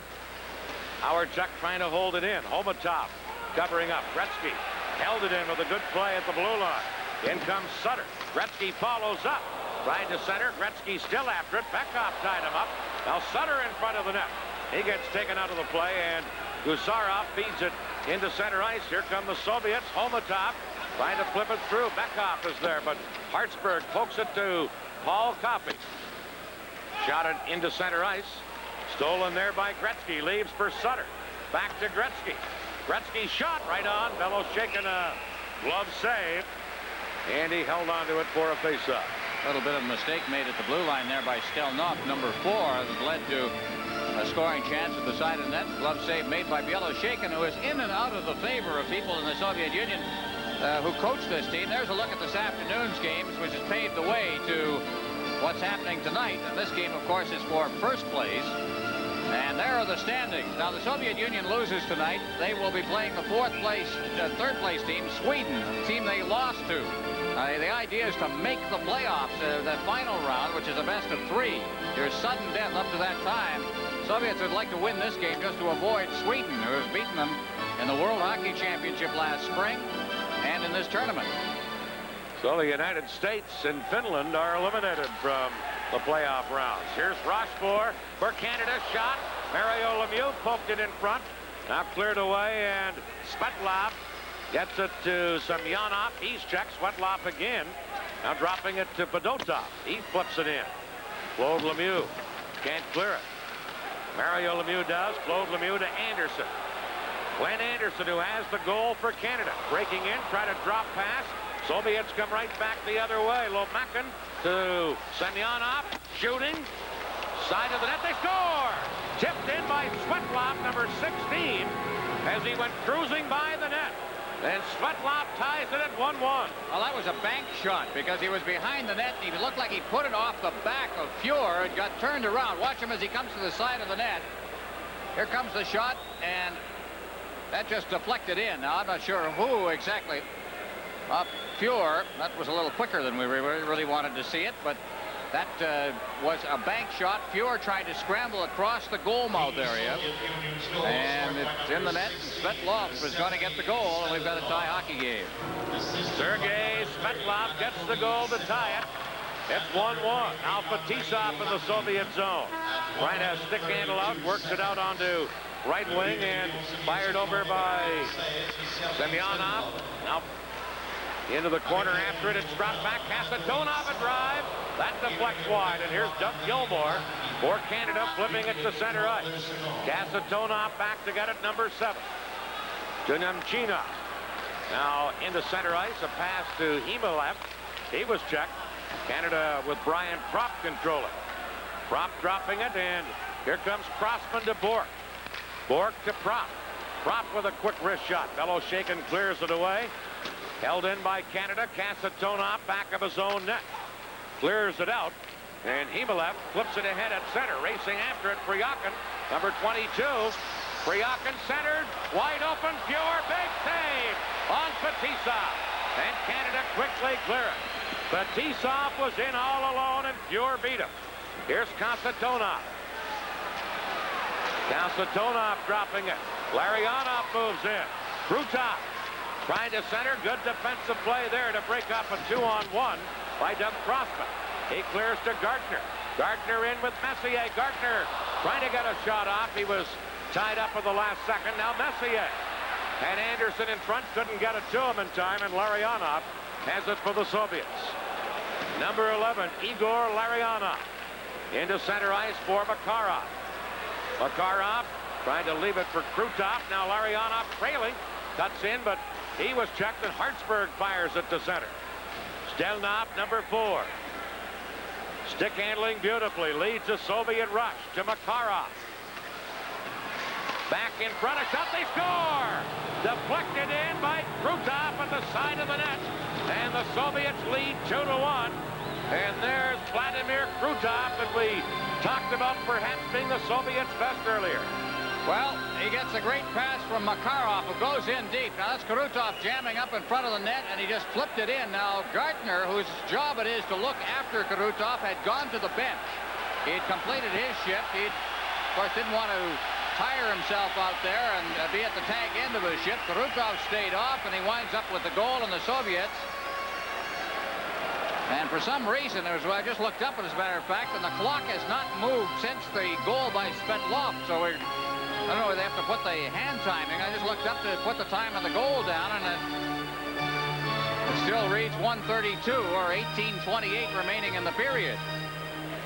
Vladimir Krutov, 27-year-old veteran winger, has just given the Soviets the lead on a great setup by his longtime line mate Makarov. Stelnov will draw the second assist. It's at 3:27 officially, but the clock has not moved. So the Cops Coliseum. The clock hasn't moved, but the Soviets have, and they've moved in front 2-0.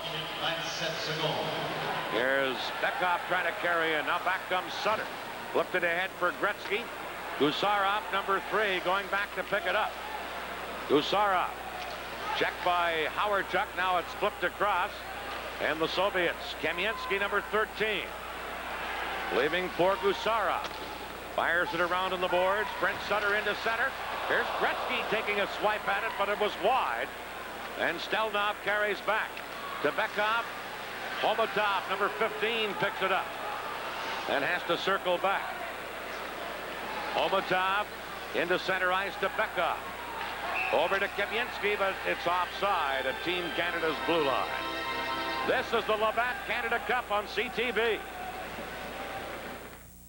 This is the perfect kind of day to visit your Ford dealer and talk about Ford Escort. Because on top of all the reasons to own an Escort you've probably heard about, we've added another one. Buy an Escort now and get $750 cash direct from Ford. But hurry, this is a limited time offer. With value like this, Ford Escort could go on being the world's best-selling car forever and ever.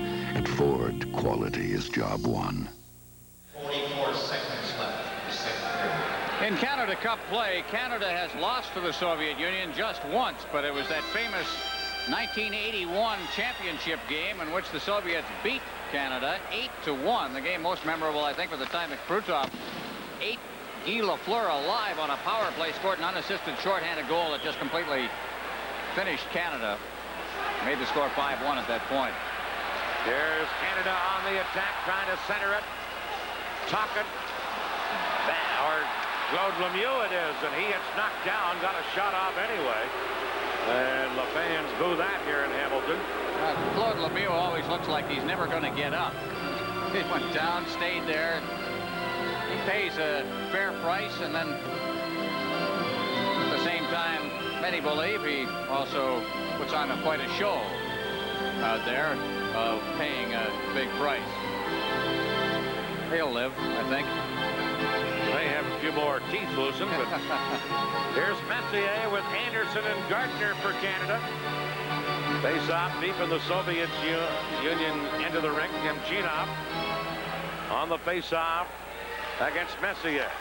And Yemchinov wins it. There's Anderson, a quick shot, though, and boy, a good glove save by Belosheikin. He looked almost nonchalant, but he got that left hand out there in a hurry. Good chance for Anderson, who's playing pretty well here tonight. He managed to reach in, get it in his skates, and then let it go, and he had it labeled. He was looking for the inside of that post. Yemchinov and Messier again on the face-off. Again, Anderson getting it. Backhander hit Gartner. Gartner to the corner. Back of the net, Fetisov breaks it up. Fetisov up the middle, and the Soviets on the attack. Pryakin trying to move in. Back checking was Glenn Anderson, and he controls for Canada. To Messier. He's bumped by Pryakin, or by Yemchinov, who came over and gave him a jolt. Here's Fetisov to Kasatonov. Now to Pryakin, number 22. To Fetisov. Kasatonov to Fetisov. Back to Kasatonov. Look at that twosome working out beautifully. And here's Pryakin moving in offensively. Drops it to Fetisov. Back checking was Gartner. And Canada start back. Crossman flipping it through. Larionov was there to shoot it out. Crossman for Team Canada to Gretzky. Trying to feed Brent Sutter. And it's knocked away. Kasatonov to Fetisov. That veteran twosome working out of their own zone well. Here's the forward line of Larionov, Makarov, and Krutov. Their best. Makarov out in front, bumped by Hartsburg, and never got the shot off. And it's cleared to center. Kasatonov leaving it for Krutov. Now to Makarov. Larionov picks it up. To Krutov, hopped over his stick. And Coffey is back for Canada to Gretzky. Gretzky trying to flip it through. Does get it in front. Back checking was Krutov, and the Soviets attack again. Krutov for Makarov. Cutting right in. Makarov wide of the net with that drive. Gretzky for Canada. Cleared it. Makarov holding it in. Makarov gets away from Coffey, who spun him around. And then Gretzky upended, and there'll be a penalty to Makarov on the play. Coffey on the delayed penalty carrying in. Coffey trying to center. And Belosheikin made the save, and then we get a stoppage in play. And the Soviets are really upset about the penalty called to Makarov. This is the Labatt Canada Cup on CTV.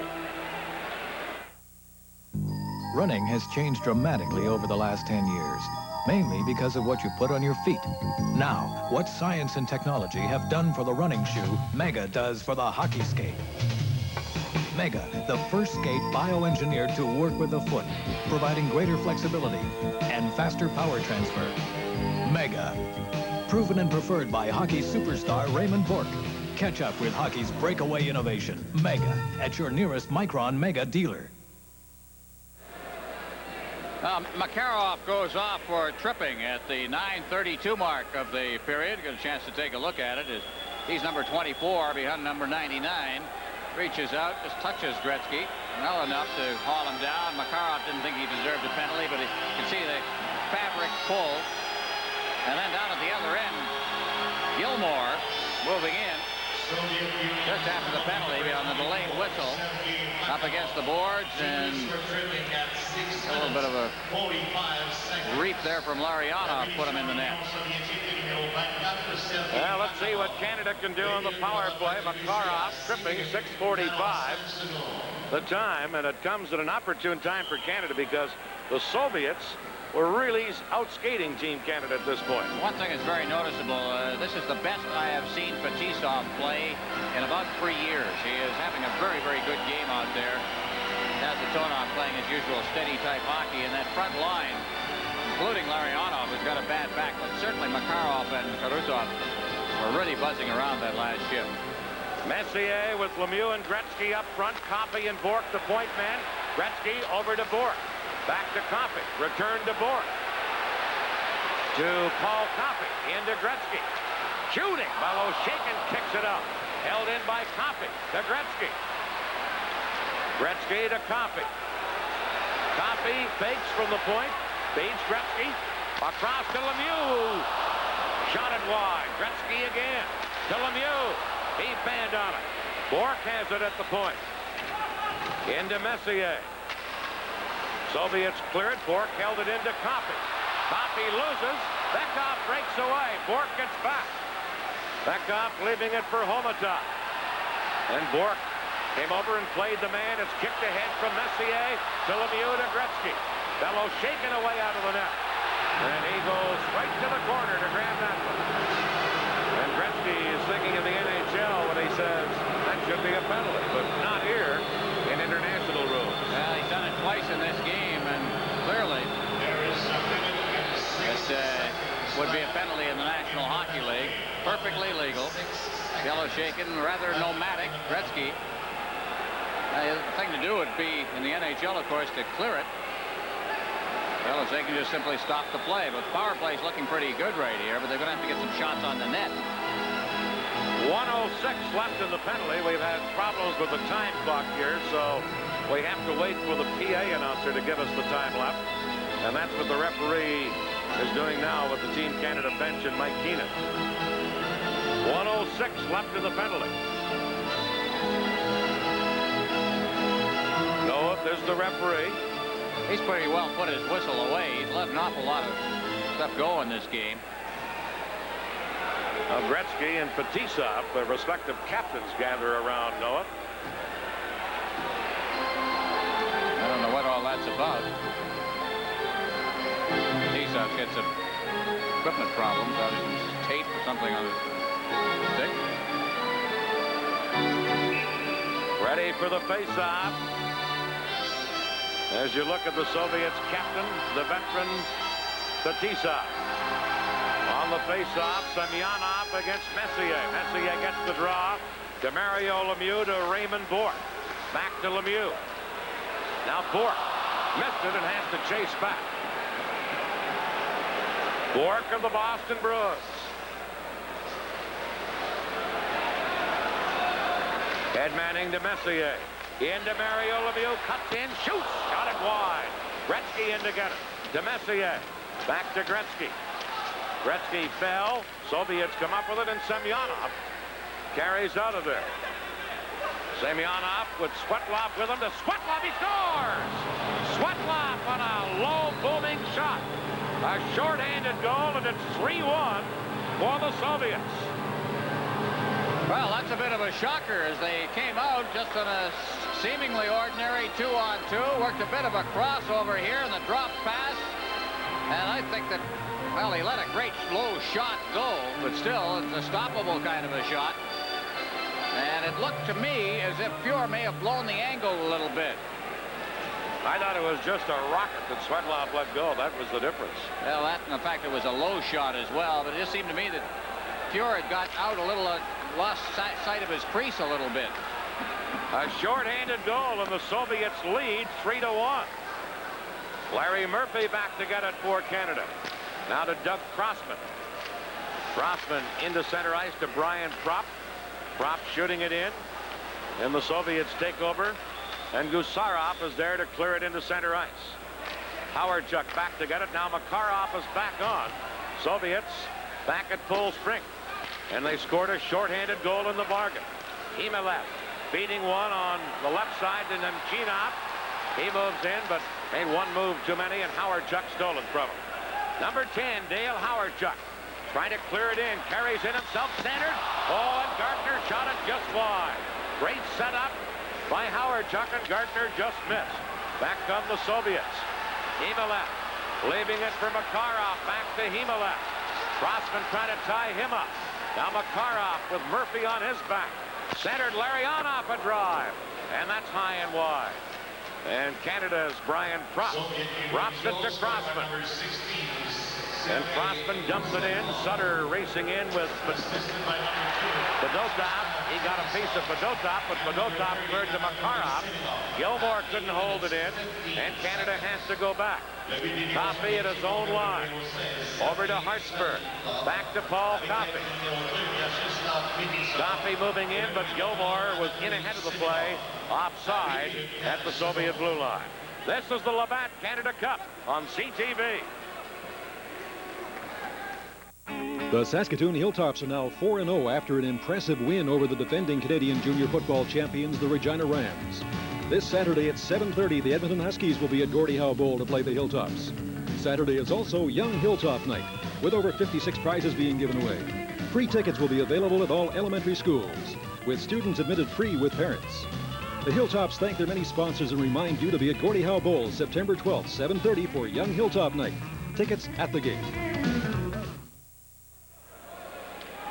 Alan Eagleson on the left of your screen. That's Gunther Sabetsky, the president of the International Ice Hockey Federation, sitting to the Eagles' left, right of your screen. And there's the friendly coach of the Soviet Union, Vladimir Tikhonov, and Viktor Tikhonov, rather. And Tikhonov, they say, is under a great deal of fire in the Soviet Union, but he is really the victim of the system, which has not produced great players like they did about 10 years ago when all of the Makarovs and Krutovs and Fetisovs came up along with Tretiak.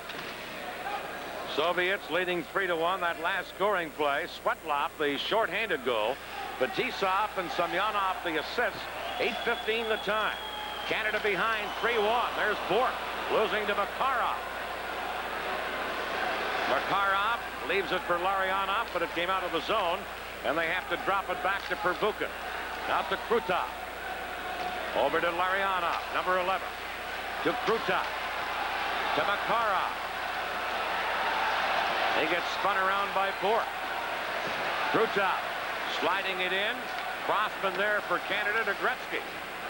Fetisov kicks it into the corner. Crossman trying to fire it out on this wing for Lemieux. And number 32. Lemieux feeds Sutter. Sutter into Gretzky. Gretzky trying to center to Sutter. Sutter in front to Gretzky. Now to Rossbourg. He's tied up. Penalty coming up to the Soviets. Makarov had Team Canada's player tied up and knocked, but it's going to be an interference penalty on an earlier infraction. And I believe it's going to be against Pervukin. Well, there's a look at Sergei Makarov. You know, you look back in the history of these great Soviet teams, they've always had a terrific left winger. I'll think back to the late 60s, early 70s when they had Yakushev, and then they added, after Yakushev reached the end of his career, Valery Harlamov became the great left winger on the team and a perennial all-star. Now it's Makarov. 8 times in a row, the all-star left winger in the Soviet National League. Take a look at the penalty, the interference right in front of the net as they knocked Lemieux over. Pervukin is going to get the interference penalty, but I think the goaltender probably had more to do that than anything. And so in any case, Canada goes on a power play once again. It has not been, all things considered, a great power play tonight. Not the way it looked the other night. For 0 for 2, and they've given up a shorthanded goal.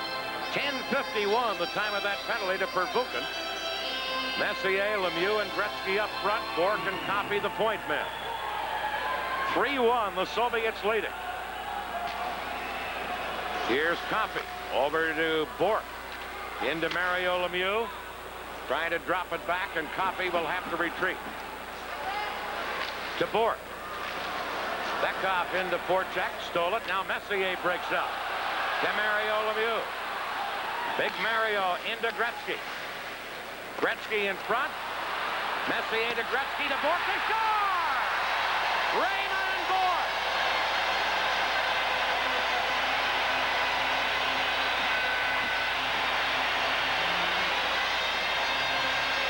Well, Dan, you described it perfectly. Messier to Gretzky to Bork. Boy, that's nice. Bork playing the zone. Beautiful. Yeah. There it is. Back to Gretzky. This can't be better. Now the defense completely turned around. Right in front of the net, Kasatonov, who doesn't make that mistake very often. They moved it so quickly. He got his back turned to it. And there was Bork, who was the extra man flooding in front of the net. And Team Canada got a goal they desperately needed. So that cuts the Soviet lead to 3-2. Now racing back, Stelnov, number 4, beating it out to number 16, Svetlov. Svetlov, who's played a prominent part for the Soviets tonight. Leaving it there, backhand try by Lomakin is blocked, and back comes Canada, led by Bork. Bork, who scored the goal, clears it in. Messier digs in, but Semyonov is there, and then the Soviet goal was knocked loose. And that causes a stoppage. I got a chance to look at this goal from yet another angle. It's the net off its moorings there. Didn't score it with the net quite in that position. Here's a good view of it now, and again you see it unfold. Watch the defense of the Soviet Union as the puck is moved around. Right through the legs. Now Kasatonov has turned around looking for a puck in a different direction, and Bork's behind him. And Raymond Bork. They announced the goal as Bork from Gretzky and Mario Lemieux, 11-16, but Messier will get that assist, the other assist in place of Lemieux. It was definitely he that gave it to Gretzky, and Gretzky put it across the crease. Not only that, Lemieux was the 5th man on the play, not even the 4th man. 3-2, the Soviets' lead has been cut down to. Rochefort shooting it in. Soviets try and clear it. Here's Mario Lemieux, to Claude Lemieux, and off his stick and over the glass and into the crowd. Yeah, there's the big guy, Mario Lemieux. Correction on Team Canada's second goal. That's Mike Keenan. He's trying to keep his defense. They've just changed the Messier, given Messier the assist. You know, Mario Lemieux, look at him at 21 years of age, beginning to demonstrate the intensity. Serge Savard said something. He said, I've never seen the guy play as intense a game as he did against the Swedes the other night. The thing that it takes a while to learn is day-to-day intensity in this game. Once you get that, you're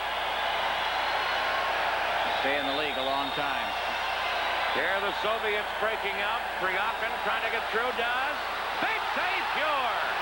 On Kryakin, who had walked right through Team Canada's defense, and Pure comes up big.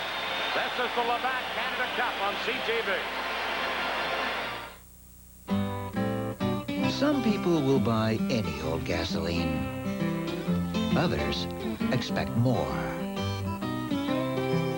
So they go the extra mile to Texaco for the clean gasoline and competitively priced products.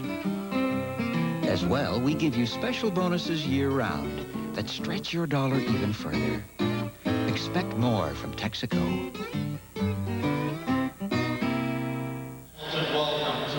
Well, Grant Pure may have come. History will tell us that. Up with the save of the night. It could have been disastrous as Kryakin cut right between Murphy and Rochefort. And Kryakin got a good shot away, but coolly picking it out of the air was Pure. That would have been spelled disaster considering the fact that Canada had just come, scored a goal that they desperately needed and could have. Right now you're seeing a standing ovation for this man, Trachak, and that's quite a compliment when you're in Canada and in Hamilton, Ontario to get a standing O, and Trachak just did. I remember a New Year's Eve when Trachak played shutout the Montreal Canadiens as part of the Soviet national team that night. He got standing ovation after standing ovation that night from Montreal fans. Nice. Loved in Canada much as he is in his own country, I think, for the things he's done in this game. 7:50 left in the second period. Canada with Anderson flipping it back of his own goal to Bork. Around to Mike Gartner. Gartner flips it into center ice, and down the ice it goes into the Soviet zone. Bellow shaken, trying to whack it away from Messier. Got some help on the play from Larionov, and it's cleared to center. Now Gartner to Anderson. Anderson into Messier. Messier, wrist shot. Bellow shaken. Got a skate on that. Canada coming on strong. Gartner trying to hold it in, but as it's dropped back, Bork, it's tied up. Has to clear it over onto the boards. Here comes Glenn Anderson. Anderson leaving it for Gartner. Shooting. Bellow shaken. Save. Rebound. He didn't know where it was as Anderson poked it just wide. Lead pass to Krutov. Crossman intercepting. Fired it back in off Sutter. And the Soviets, Batisov flips it into center ice. Here's Paul Coffey into Gretzky. Gretzky to Sutter. Sutter couldn't get the shot off. Howard-Chuck got tied up. And Krutov clears for the Soviets. Coffey for Canada to Gretzky. Into the zone, but intercepting it, Larionov, and now Kasatonov clears it. Hartsburg racing up on the play. Hartsburg jammed up, and Howard-Chuck comes over to help out. to Paul Coffey. Coffey flipping it through. Kasatonov knocked it away. Soviets back on the attack. Trying to center it. In front of the net was Homatov, but he couldn't get a stick on it. It's Homatov still with Coffey tying him up. Now Kamensky in front. Bekhoff a whack at it. Here's Kamensky, number 13. Gretzky tied him up from behind. Coffey clearing it. Gusarov held it in, but now Sutter feeds Coffey. Coffey to Gretzky. Cross ice pass. Howardchuk moving in. Waits a little too long, trying to get it to Sutter, and Sutter was too well covered. Puck cleared in front. Shakin shot it away, and Bekhoff lost it to Gretzky. Now over to Rossbourg. Bouncing puck. Rossbourg a whack at it. Gretzky behind the net. Gets knocked down, and then the Soviet goal is dislodged, and we get another stoppage. This is the Labatt Canada Cup on CTV. I got you. I know I got you. You got 88 Toyota trucks coming in. And 87s are still here. So I'll take this Toyota off your hands if... You give me a real deal. Yeah, make me a deal right now. Because, I don't have much time. And you don't either. Take advantage of your Toyota dealer right now because he's got to move the 87s awfully fast, and that can mean the best deals of the year. Hey, I know I gotcha. So get them while they still got them. Well, some newfound aggression on the part of Team Canada. Good aggression. They're going in and forcing the play. Sutter running some interference right in front of the net there. That's on Stelnov. And then pinching in from the point is Rossbourg. He gets a chance right at the side of the net. Here he comes, got a whack at it. That was deflected to the side of the net, and then Gretzky right in the middle of it along with Sutter. But you can see they're getting in front of that net now and getting some chances. Pretty good shift there by that line with Gretzky and Sutter.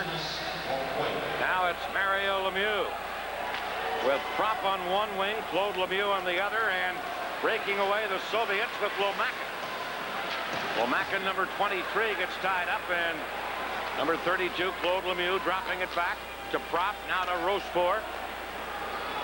Here's Larry Murphy, number 8 for Canada. Murphy trying to feed it through, broken up by Fedotov. Held in by Claude Lemieux with a shot. Up high off the glass, Semyonov coming up with it, feeds Fedotov, number 14. Fedotov getting it ahead for Lomakin. He gets tied up, and Mario Lemieux back after it. Here's Mario Lemieux. Leaving it for Murphy. Murphy flips it in. Verbuchen is there to clear it around, and the Soviets work it out nicely where Semyonov carries to center. Semyonov shot right on. You're the save. Semyonov taken out by Hartsburg, and Canada drop it behind the net where Gretzky takes over. And now Anderson got pulled down, but play goes right on. Here's Anderson again. Anderson getting it in. Fetisov is there. Lost it to Mario Lemieux. Drop pass to Gartner. Off the blocker of Shakin and up into the crowd. This is the Labatt Canada Cup on CTV. 4 minutes, 3 seconds. Good times ain't hard. Good friends, the backyard. Any place, the sun on your face. Labatt's like the ice.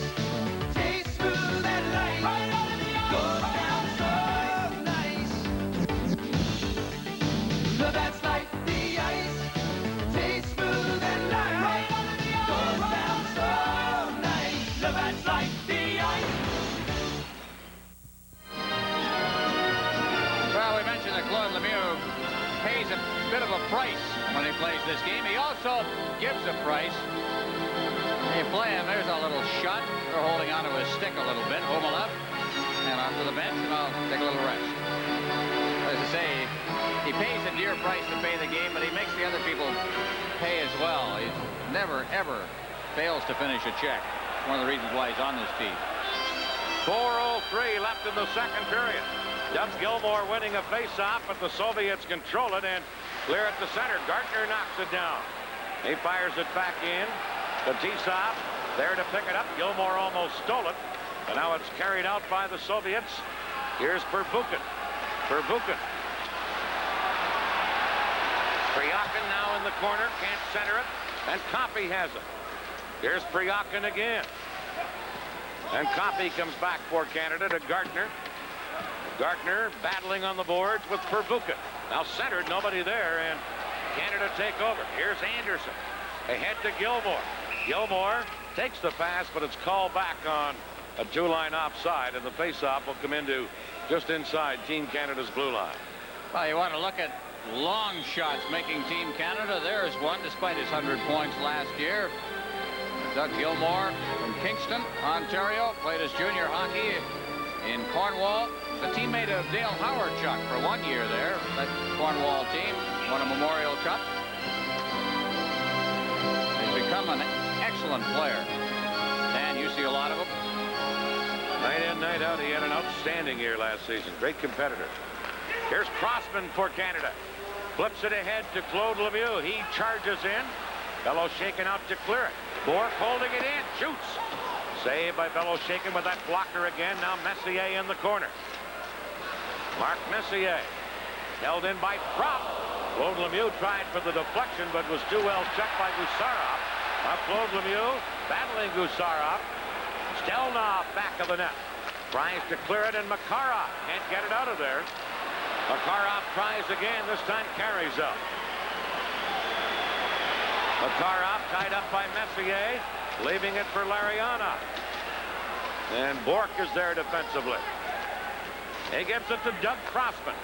Crossman to Propp to Messier. Messier into Propp. Shoots up high and wide. Crossman at the point. Flips it in to Propp. Propp trying to get it in front. Gusarov cleared it. Now Brent Sutter. But intercepting is Fedotov. And the Soviets get it to center ice. Krutov, number 9. Leaving for Makarov.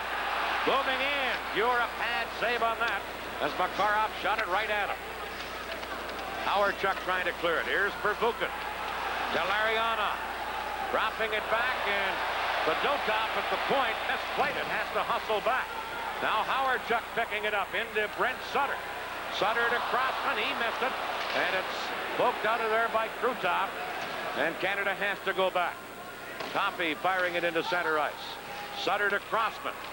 Into the zone. Yemchinov clears it back up. Canada controlling with Paul Koppe. Long pass to Gretzky. Gretzky to Brent Sutter. Sutter couldn't get the shot off. Pervukin ties him up. Now Brent Sutter gets mashed in against the boards by Pervukin. And the puck comes loose, and the Soviets carry out of there. Kamensky leaving it for Bekov. Shot blocked at the defense on a good play by Hartsburg. Right back the other way comes Gartner. Fakes the shot, trying to give it to Koppe. Bekov has it for the Soviets. Gets help from Kamensky. He gets knocked down by Gartner. Now Lemieux into Gartner in the corner. Held in by Murphy at the point. Murphy to Mario Lemieux. We're in the final minute of the second period. Koppe shot deflected. Here's Murphy pinching in. He gets bumped by Fetisov, who's lost his helmet. Canada center. Gartner panned out at the edge of the crease. And Homatov, number 15, fires it out for the Soviets. Bekov over onto the wing. Kamensky now centered. Bekov is there. A whack at it, but Mario Lemieux cleared it away. We're in the final minute as Claude Lemieux played it off the boards for Anderson. Wayne Anderson moving in, trying to leave it there. Now slides it to Mario Lemieux. He got it in front, but Kasatonov feeds it out. And here comes Svetlov. Dropping to Lomakin. Shoots one. That's deflected. Lomakin into the corner, gets ridden out. And we're going to get a penalty here against Canada and against Claude Lemieux, who now comes over and gives Lomakin a push, and Lomakin high sticks him right back. And Lemieux has been cut and is down to the ice. Well, Lemieux laid the cross-check on first, and then I think he was trying to get Lomakin to go off with him. And Lomakin, not very Soviet-like, retaliated, and the stick came down. And Lemieux is indicating at least that he's been cut. And I think probably he's talked the Soviet player into a penalty. We'll see what Noah says. There's the cross check. That drew the penalty. Now he knows he's got the penalty. Now, turn around. Now he's going to give him a little shot as he steps up. Lomakin. Lomakin turns and brings the stick down. Now it's been a chippy kind of a game. We've had fewer incidents in the second period than in the first. Lemieux is definitely getting a penalty. Both gates are open, so Lomakin retaliated, and so Lemieux did his job, I guess. Again, we'll see it. There's the cross check. No doubt about that at all. And the hand of Noeth is up for the cross check. Now Lemieux. Boy, he is a needler. I mean, you just love to hate him. Lemieux he just gets everybody angry. I've never heard, maybe Dale Hunter of the Quebec Nordiques, now of the Washington Capitals, gets people more upset than Claude Lemieux. 2 minutes for cross-checking. Lemieux gets a cross-checking penalty. 50 seconds. La punition de l'équipe Canada au numéro 32, Claude Lemieux. 2 minutes pour doubler sec à 19 minutes 50 secondes. They've just announced the one penalty. Watch the referee's whistle here. I don't know. I think the stick did it. Although he's wearing a face mask.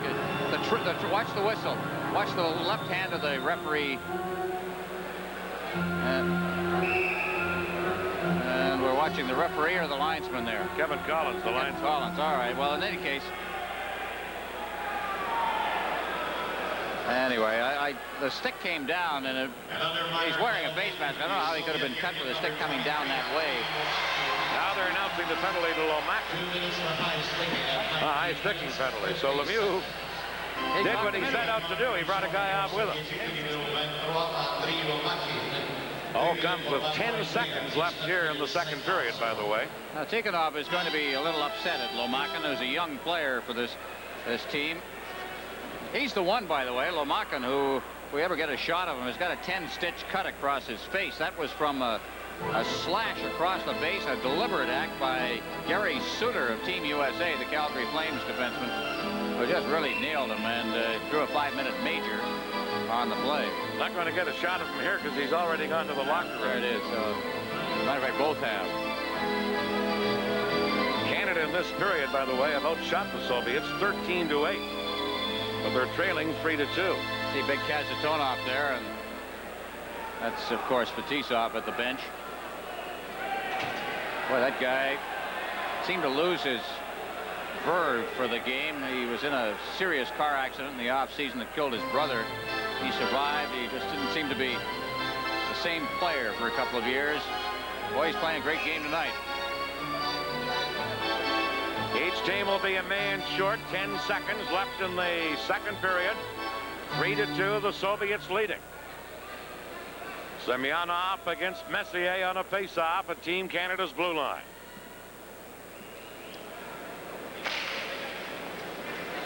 And immediately the Soviets control. Stelnov to Gusarov. The Svetlov back to the defenseman Stelnov, who lets a long one go. Ure made the save, and right there the buzzer goes to end the second period. And after 2 periods, it is the Soviets 3, Team Canada 2 here at the Copps Coliseum in Hamilton. Stay with us for our intermission. This is the Labatt Canada Cup on CTV. In the land of Dairy Queen. Come on in for our hamburger full meal deal. Everything you want in a complete meal. A thick, juicy, tender, home-style burger that looks, cooks, and tastes like homemade. Crisp golden fries, your favorite soft drink, and a creamy, smooth Dairy Queen Ice Milk Sundae. Best deal this side of home. The hamburger full meal deal. Only at Dairy Queen. We treat you right. The unique Royal LePage pre-approved mortgage. With it, shopping for your dream home is a joy. Without it, shopping for a mortgage after finding a house can be a nightmare. One you can avoid with our pre-approved mortgage. We guarantee rates equal to or lower than the 5 major banks. Bypass mortgage hassles. Buy your house on the spot because you're pre-approved. Ask your Royal LePage representative about our pre-approved mortgage. I'm gonna put this dream in motion, never let nothing stand in my way. When the going gets tough, the tough get going.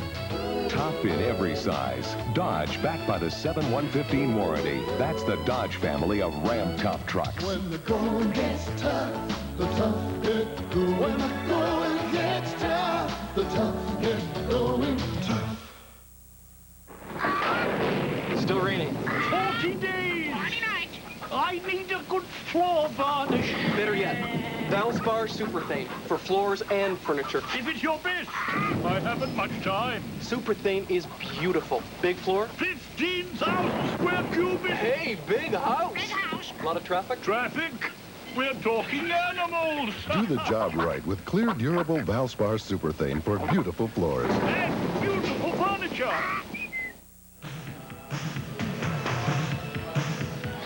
Sergei Svetlov scoring twice, one shorthanded for the Soviet Union in that second period, and the Soviets now lead 3-2 after 40 minutes of play in Hamilton. Kind of hockey game all sports fans just have to love, and who better to talk to about this kind of a hockey game than Canada's Federal Sports Minister, Otto Jellick, who joins us now. Have you been enjoying this hockey game so far? What can I say? It'll most exciting game, and it'll be even better when Canada scores a couple of more goals in the next period. Otto, you have had discussions of late in Moscow with Soviet authorities there. A lot of talk about international hockey, maybe a common drug policy, talking about violence, how to handle that on an international basis, get some consistency. How did that go for you? Well, one of the good things is that they're starting to admit for the first time that there is a problem in drugs and violence and other related problems in international sport, and they've never done that before. They've always said, well, we're lily pure, you know, lily white. No problems in the Soviet Union. Now they've admitting there are problems, and they want to work them out, and I think that's a positive step in the right direction, and certainly with having games of this nature like the Canada Cup is just great for hockey, and it's great for international sport. In the wake of what happened between our junior team and their junior team, what was the backlash like in the Soviet Union from their side? They feel exactly the same way as we do, although it was obviously their fault we didn't start it. And again, they've admitted that. I told Gramov, my counterpart, that it is their fault. He admitted it and said, look, we've got to improve international officiating. We started the ball rolling by having seminars here for international officiating. We're going to have another one in Calgary before the Olympic Games, and as a result of my trip to Moscow, Gramov, that's my Soviet counterpart, said the Soviets are going to invite the rest of the world to participate as well with Canada in order to try to improve international officiating, and that way we'll get a better control of international ice hockey and perhaps get better hockey. But you couldn't have better hockey than we're watching here today, that's for sure. Well, Otto, you're a busy man. Thank you very much for guesting with us. I know we have to let you go. Right now, they're fixing the clock. With any luck here at Copps Coliseum, it'll be all set. 3-2, the Soviets lead after 2 periods of play in Hamilton. This is the Labatt Canada Cup on CTV. Who put the peanuttiest smiles on the peanuttiest faces? Kraft does, Kraft does. Who has the tastiest peanutty butter? Tastes peanuttier than the others. Kraft does, Kraft does. Of all the peanut butters we've tried, who has the peanuttiest taste? Kraft does. Who puts lots of fresh roasted peanuts in every jar for a taste that's peanuttier, peanuttier by far? Kraft does. Hello. Recognize me? Yes. Thirsty? Pathetic. A guy with a can on his head comes on and you buy whatever he's selling. Not me. I go for what's inside the can, not how it looks on someone's head. What do you want? Diet Pepsi. I think you're not as dumb as he looks. Diet Pepsi. We let the taste do the talking. Davos for knowledge. Join us in our celebration. First place is at stake here in Hamilton. The Soviets lead by a goal as they get ready to start the third period. You know, in case you missed our first intermission, we are looking back tonight on perhaps the most memorable of all Canada-Soviet meetings, the 1972 series. The Soviets left Canada ahead. However, things changed as we shift now to the USSR.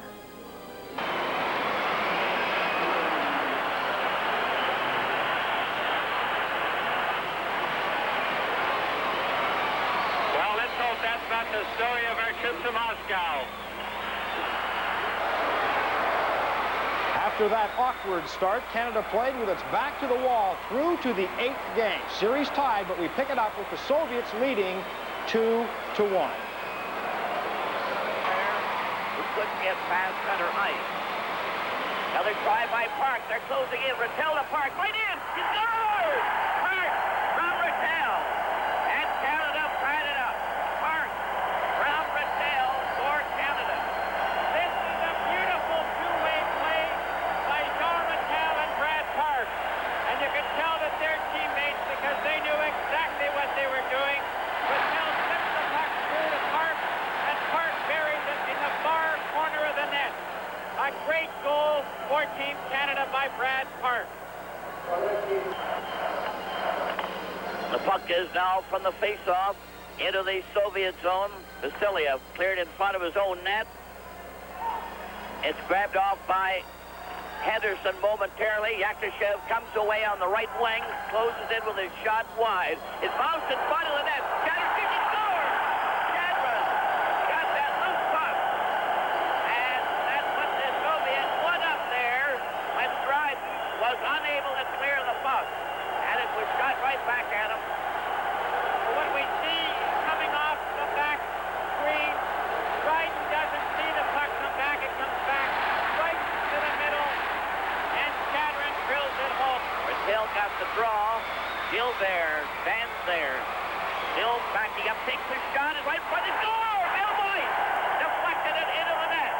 Bill White from, and the score is all tied up. White from Gilbert to tie the score for Canada.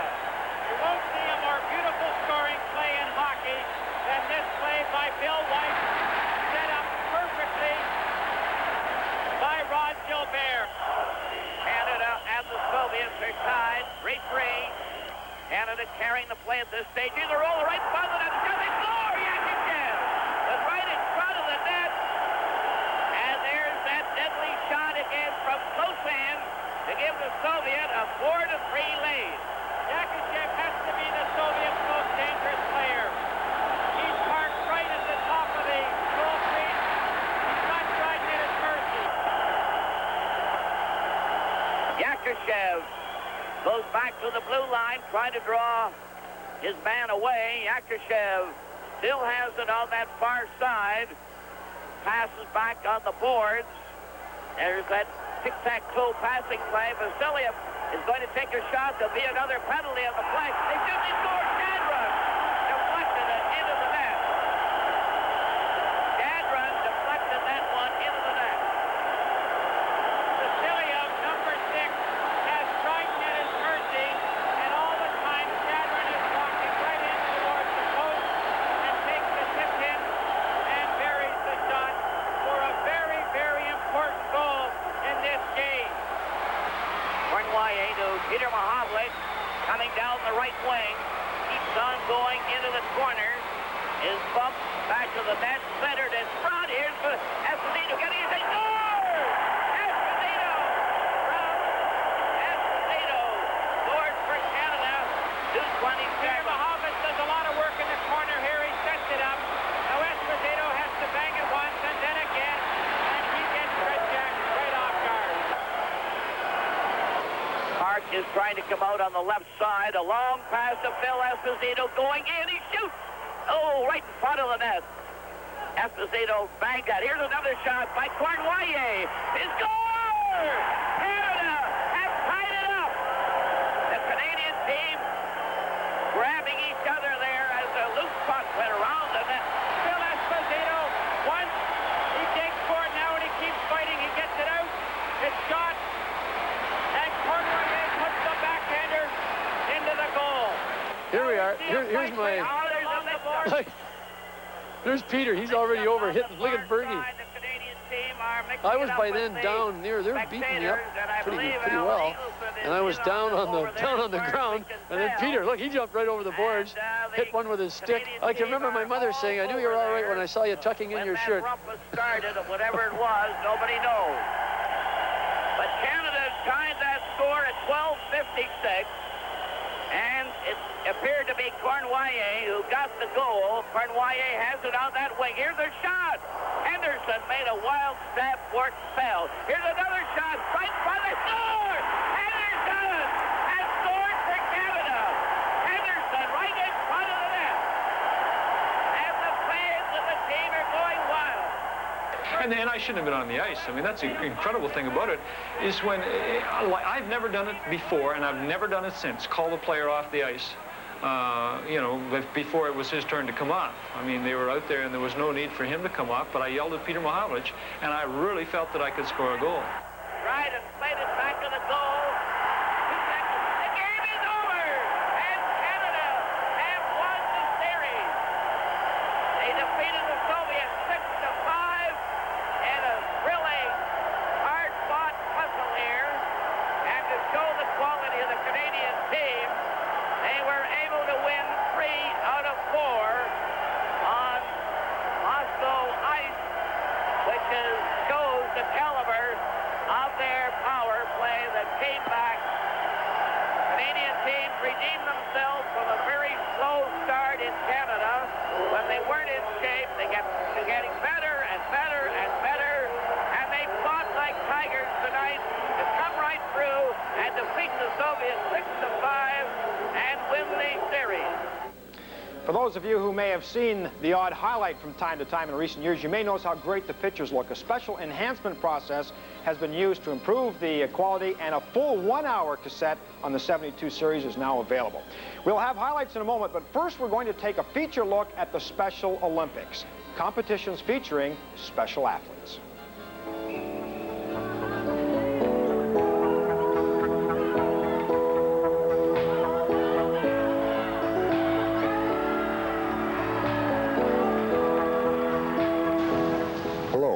I'm Bob Gainey of the Montreal Canadiens. Special Olympics in Canada is growing, and I'm proud to be involved. Since 1968, when the first international floor hockey tournament was held in Chicago, the NHL and many members of the Players Association have provided countless hours of support to the mentally handicapped. Our involvement has been challenging, but immensely rewarding too. Here to tell you more about Special Olympics and the challenge we face in the next few years is our national chairman, Mr. John Allen. Thank you, Bob. Special Olympics in Canada offer mentally handicapped Canadians, like our friend Jody Kaiser, the opportunity for fitness, recreation, and participation in sports. Even more important, it offers them achievement, recognition, and a true sense of belonging. Anyone who has attended Special Olympics Games has been inspired by the joy and the courage of the athletes and moved by their oath of dedication. Let me win, but if I cannot win, let me be brave in the attempt. 12,000 athletes are now enrolled, supported by a loyal army of volunteer workers. But additional resources are required if we are to maintain all the programs in place and provide for future growth. Our first national fundraising campaign since 1979 kicks off this month. 200 volunteer canvassers will be approaching over 700 corporations across Canada, seeking support for this important cause. I'm sure the response will be positive, for we in business also want to give these athletes a chance to dare to dream and ensure that no one be defeated.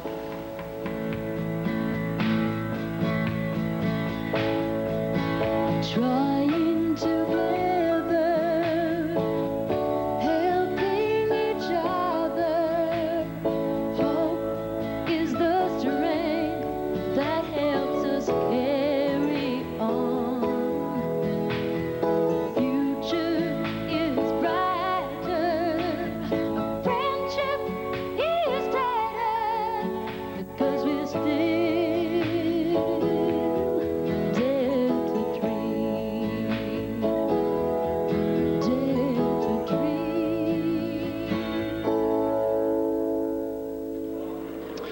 You may have recalled seeing a young Brad Park score a goal in the 72 highlights we showed you. Well, he's grown teeth, and we'll be back to tell us about the second period when we return. It is 3-2, Soviets lead Canada. This is the Labatt Canada Cup on CTV.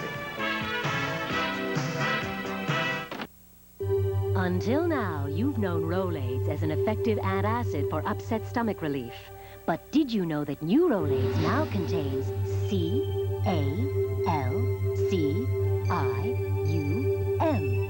calcium and magnesium. Every Rolaids tablet you take now delivers some of the calcium and magnesium you may not be getting from your diet. New improved Rolaids, antacid effectiveness, now with calcium and magnesium. Ever wonder how stores determine their prices? Department stores use a formula based on profit margin. Discount stores base theirs on turning over an inventory. How does Zellers determine their prices? Zellers made you a promise to have the lowest prices in Canada. We've introduced Club Z, and our prices are still the lowest. Some things just aren't meant to change. After all, the lowest price is always a Zellers price, and always will be. The Soviet Union, scoring all 3 goals for themselves anyway in the second period, have gone in front of Canada by 1 after 2 periods of play. Well, I gave Brad Park a little bit of a shot. I think it'd be only fair to ask you the question. I mean, are those teeth really yours? They are. I paid for every one of them. We talk about talent. We talk about esprit de corps. We talk about all kinds of things that affect a hockey game. What is the overriding principle that you see in this hockey game? Well, any coach is going to tell you got to have the talent. But talent's not going to do it alone. You have to have the execution. And we saw an awful lot of that in the second period. We're going to have a look right now at the first goal the Soviets score. Watch Stelnov taking the puck up center ice. Now, this is going to be kind of a mixed play. It's going to mix the Canadian defense up. He's going to pass it to the right wing to Makarov. Makarov's going to go. Now, watch the mix up in front of the net. Keep your eye on Krutov on the left. He's going to put his stick down at the right time. And boom, the Soviets are, have a lead, tie the hockey game. Now the beautiful execution, I have to show this. This is the power play. Watch the puck control by the Canadians. Coffey to Gretzky to Bork, back to Coffey, looking for the good opening and the good pass that'll create a shot. Coffey back to Gretzky. He doesn't see anybody. Pull the trigger. Jump on that rebound, boys. It's coming back out. Coffey back to Gretzky. He's going to hold on to it. Back to Coffey. He's looking. Can't find anybody. Not yet. Back to Gretzky. The one thing, a good shot by Lemieux. They just handled the puck so well on that power play. Another out to Bork.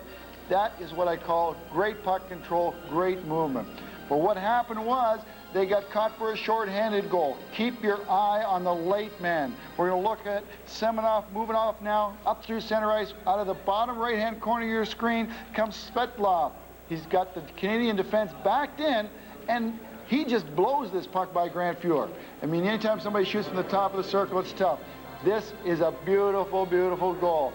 Watch Lemieux hold it. The little dump to Gretzky. Gretzky looks in the slot. Here's the key. Watch Messi look for Bork right now. He knows it won't work. Back to Gretzky. The goal mouth pass, and Ray Bork jams it home. And that's what I mean by talent and execution. Well, that's made it close. It's 3-2 Soviets. Only 20 minutes to play. Stay with us. You're watching the Labatt Canada Cup on CTV. These days, there's a lot of different mufflers on the road. Unfortunately, that's exactly where they are. But there's one muffler you'll have a tough time finding on the road, a Motomaster muffler. It's built to last, because when Canadian Tire installs it, both the muffler and installation are guaranteed for as long as you own your car. So while there's a lot of mufflers you'll see on the road, there's only one place you'll see a Motomaster muffler, where it belongs, on your car. Motomaster from Canadian Tire, built tough, back tough. Brandell High School has a serious attitude problem, but they've got a new principal who fits right in. Who do you think you are, Dirty Harry or somebody? I want you to think of the school as a home away from prison. If you're trying to reach me, I just cut your hand off. I got another one. James Belushi. No more arson, robbery, or whatever you've been majoring in here. No more! Louis Gossett Jr., the principal. Coming September 18th to a theater near you. Our Toyota scoring summary brought to you by Toyota, makers of a full line of rugged, hard-working, hard-playing pickup trucks. Who could ask for anything more? Svetlov gave the Soviets the lead at 2-1.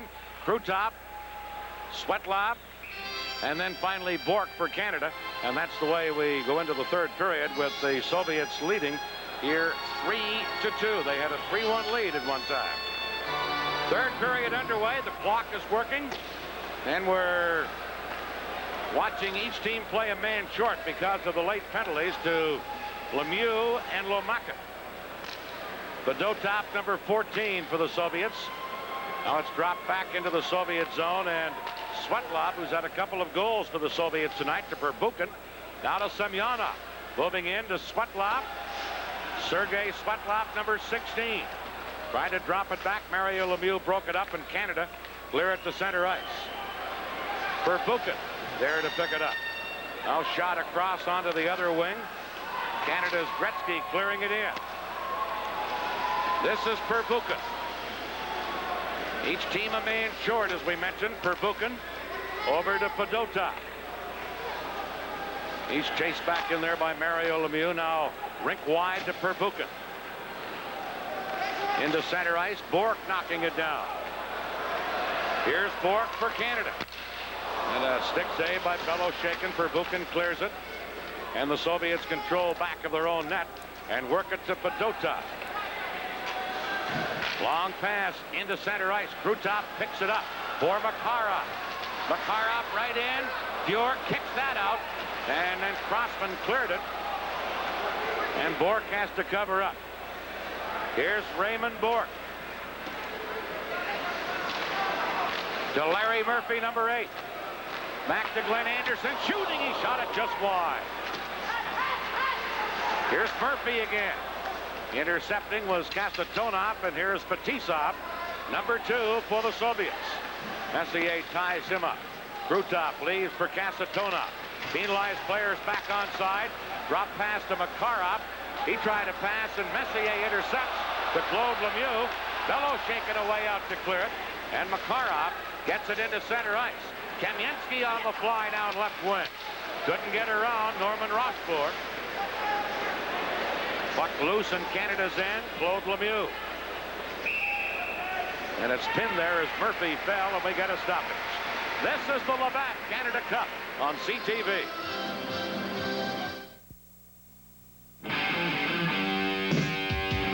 I've been all the way to the west, babe, all the way to the east, and I stand just as tall in the saddle as I do in the city streets. I know there's a game and how to play, and I know when to make a stand, and I put more in like the king of bills. I'm a genuine bud man. Bud, bud, bud, bud, bud. I'm a bud man.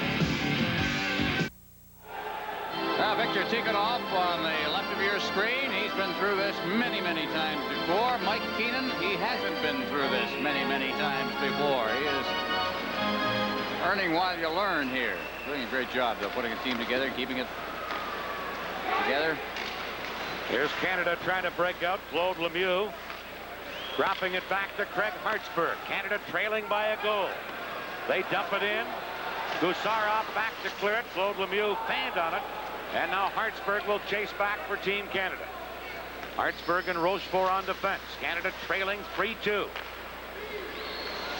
Here's Brian Propp. It's tied up with the referee, Noah. Oh, Rochefort cleared it into center ice.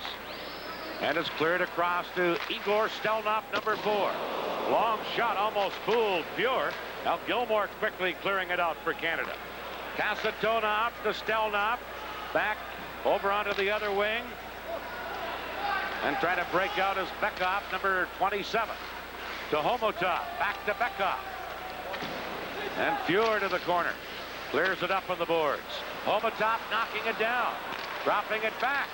Shot is off a stick as Perbukin let it go, and it deflects up into the crowd. I'm not sure if that was Fuhr's stick or one of the defenders in front of the net.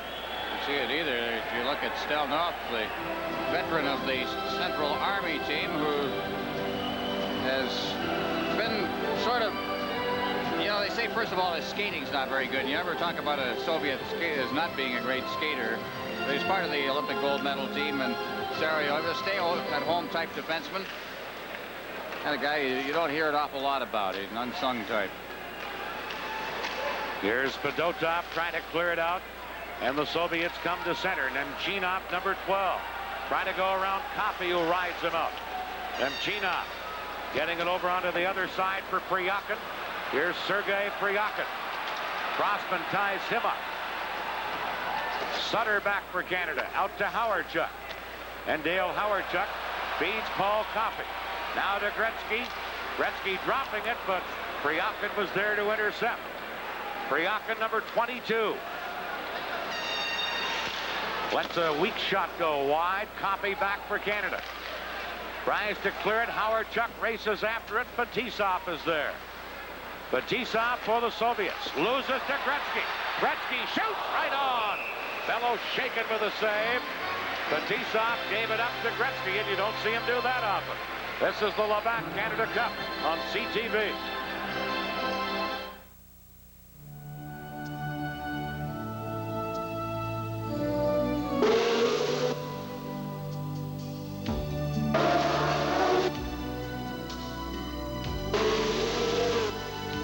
In over 20 years, in all kinds of racing, this may be the best result we've ever had. The Acura Integra. Exclusively at Acura dealers. Mentioned that Fetisov is playing a pretty good game here. One of the best I've seen him play in a couple of years. But well, lots of guys have made this mistake with Wayne Gretzky around. Gretzky just has a way of smelling those things out. And kind of produced a pretty good scoring chance. Face-off deep in the Soviet zone. Semyonov against Mario Lemieux, and Semyonov clears it to Fetisov. Out to Lomakin. And now back in the corner, an injured player. Semyonov of the Soviets down on the ice. I didn't see that either, but he got raped out there. Maybe we'll get a chance to see it here. Claude Lemieux is right there. Here he comes. Well, I tell you, he pays a price. He makes you pay a price, as we've said before. And right there, Anatoly Semyonov, Soviet All-Star center in 1985, and a great skater. Lemieux.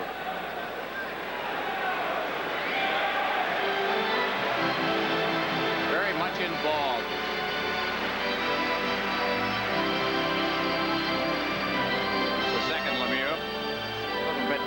Better on the offensive side of the game. Semyonov a bit shaken by all of that. Speaking of injuries, we should mention that Rick Tocchet hasn't played since early in the second period. He is out with a knee injury, as if Mike Keenan doesn't have enough trouble. He's finished for the night, but we haven't got a final diagnosis on it. That was the injuries he's going to undergo now. He's playing a man short as it is tonight. A couple of other forwards were unable to suit up. Kevin Dineen and Michel Goulet. So they're undermanned up front. Here's Krutov. Head manning it for Makarov, number 24. Hartsburg trying to tie him up. Makarov centered. Kasatonov, but it's tipped away on a good play by Glenn Anderson defensively. Shot ahead. Rochefort couldn't get it. Now Anderson stick handling in, but Fetisov is there for the Soviets. Duke Krutov. Back for Fetisov. That's Gartner back-checking. Takes Fetisov out, and Messier feeding to Glenn Anderson. Into center ice to Hartsburg. Hartsburg fires it in. Shot away. Krutov trying to get it. Pokes it to Makarov. And Larry Murphy takes over for Canada at his own blue line. To Rochefort. Now back to Murphy. Flipped in by Canada. Mario Lemieux in, knocks the man down, centered.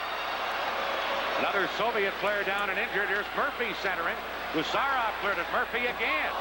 Shot hit Fetisov. Now in behind the net. Drop for Canada. Centered it. Claude Lemieux a whack at it. And Bekov breaks away for the Soviets. Bekov moving in. Shoots. Kick save. Rebound. Bounced off a man. Right back into the goal crease. Fior had to stop that too. This is the Labatt Canada Cup on CTV.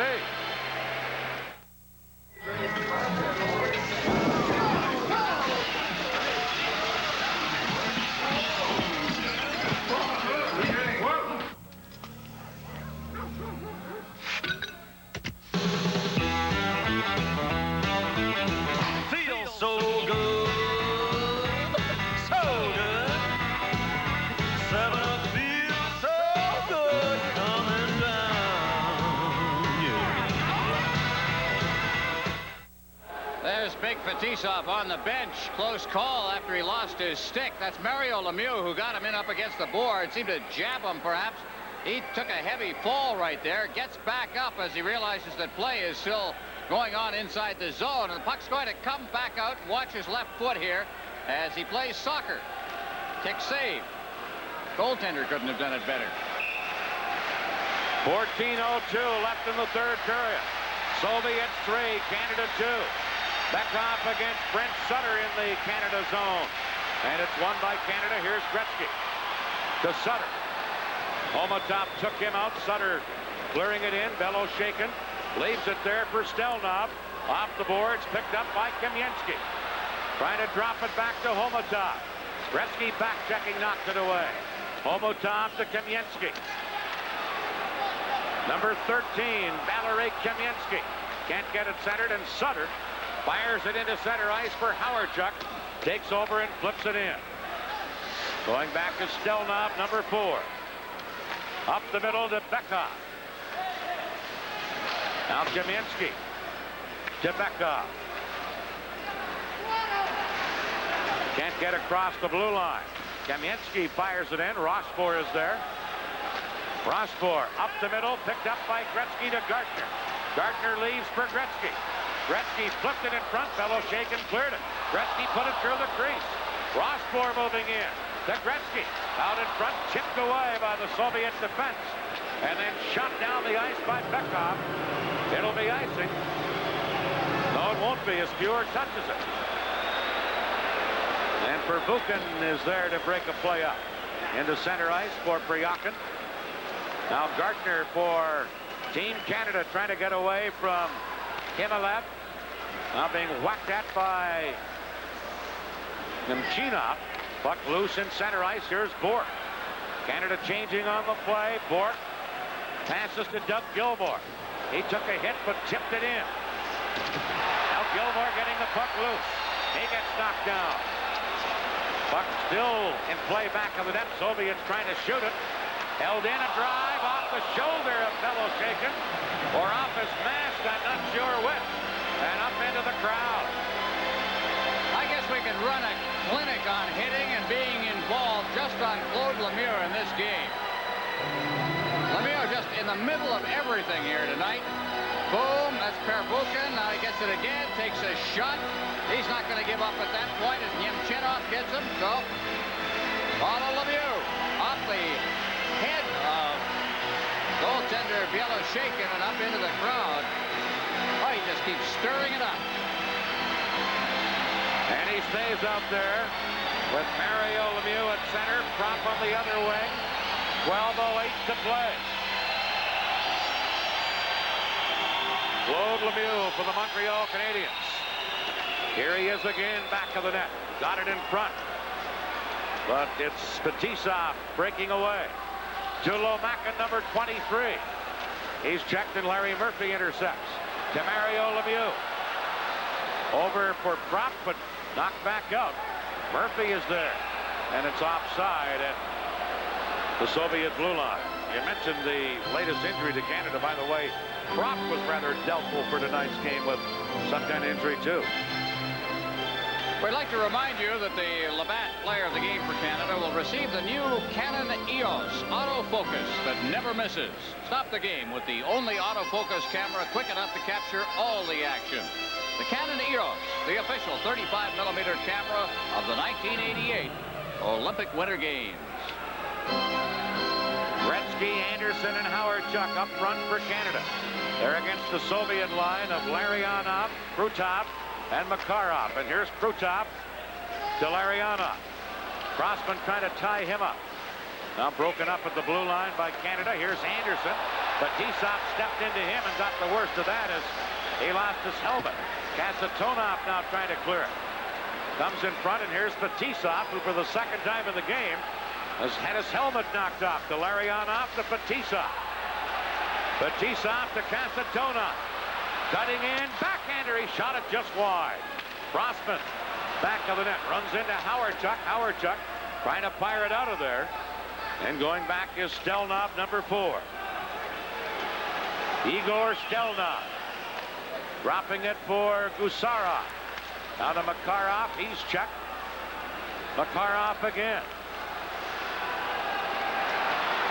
Couldn't get around Murphy. Bekoff in to try and get it. Canada clear it. Stelnov held it in. Bekoff has it. Over to Gusarov. Murphy takes him out. Soviets trying to center out in front.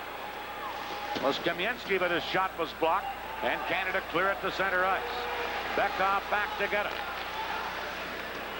Homotov now controlling. To Stelnov. Over to Gusarov. Into center ice. Homotov, number 15, to Bekoff, number 27. Trying to leave it for Kamensky. Now Bekoff a shot anyway. Here's Kamensky. In front.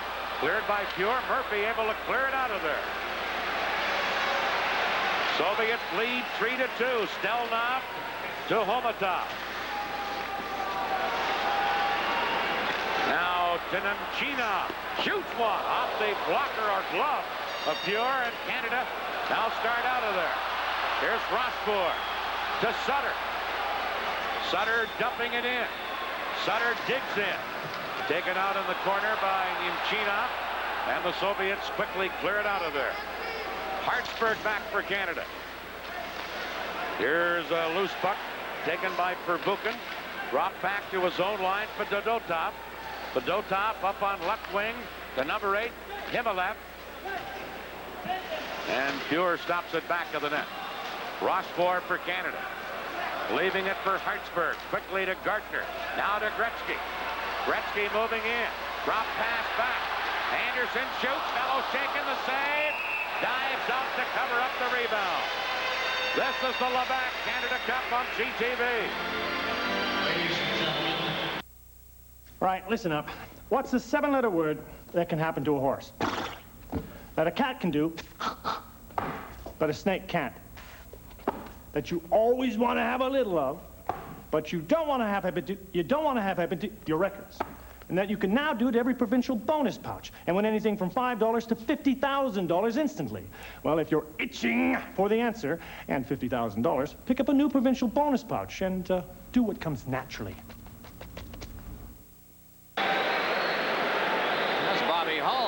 Crowd there getting a good hand from the fans. A couple of great saves worth a hand as well. First of all, Biela shaken right in front of the net, just gloving it, and he has to dive out and grab that one. That was the one that caused the whistle. Prior to that, Grant Pure made a pretty good play at his own right down at the other end with that glove hand of his. So the goaltenders have been the story here in this game. It's 3-2. The Soviet Union leading Canada.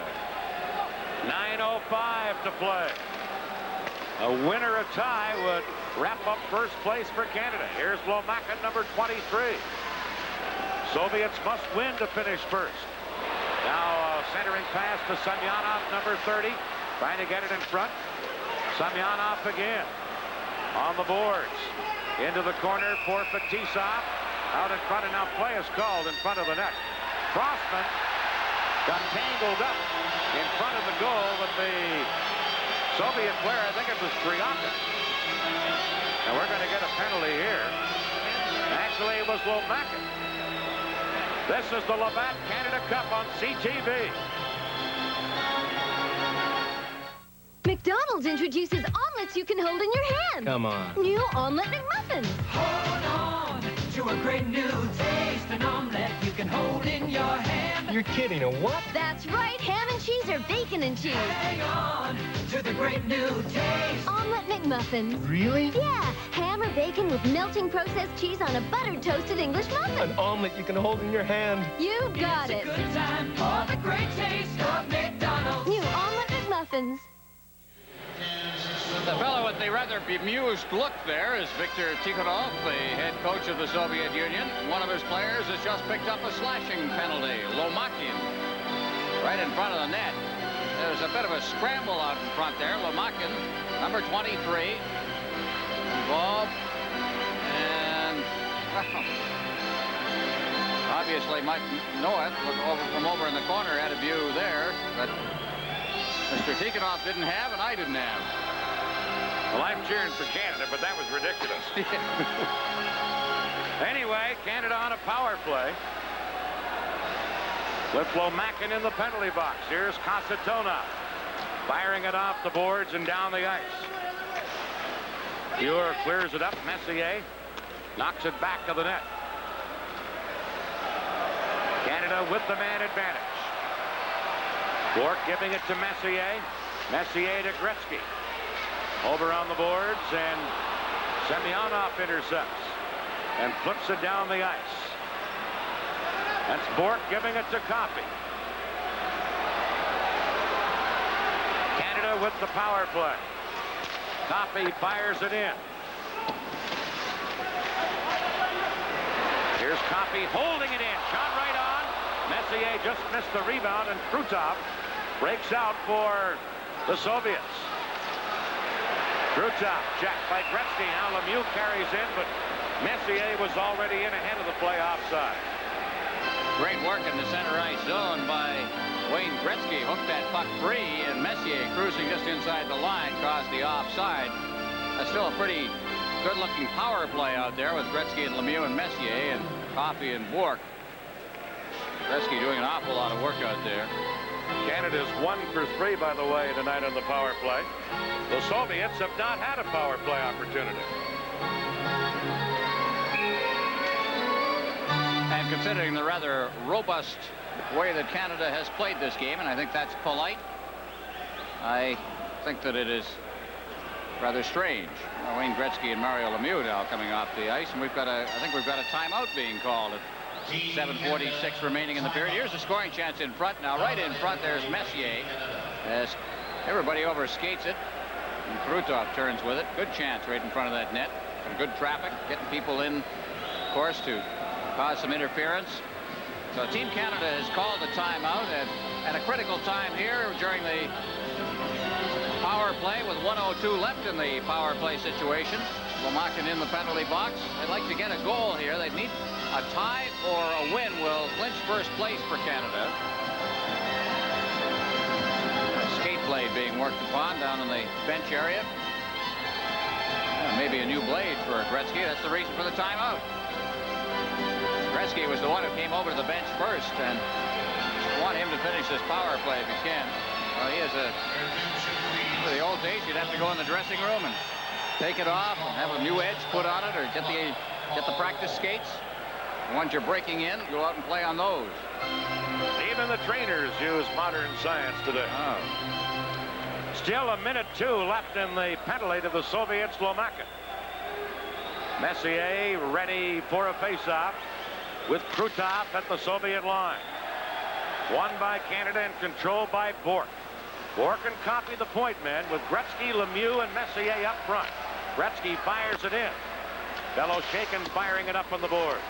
Gretzky has it. Gretzky shoots. Beloshakin pad save.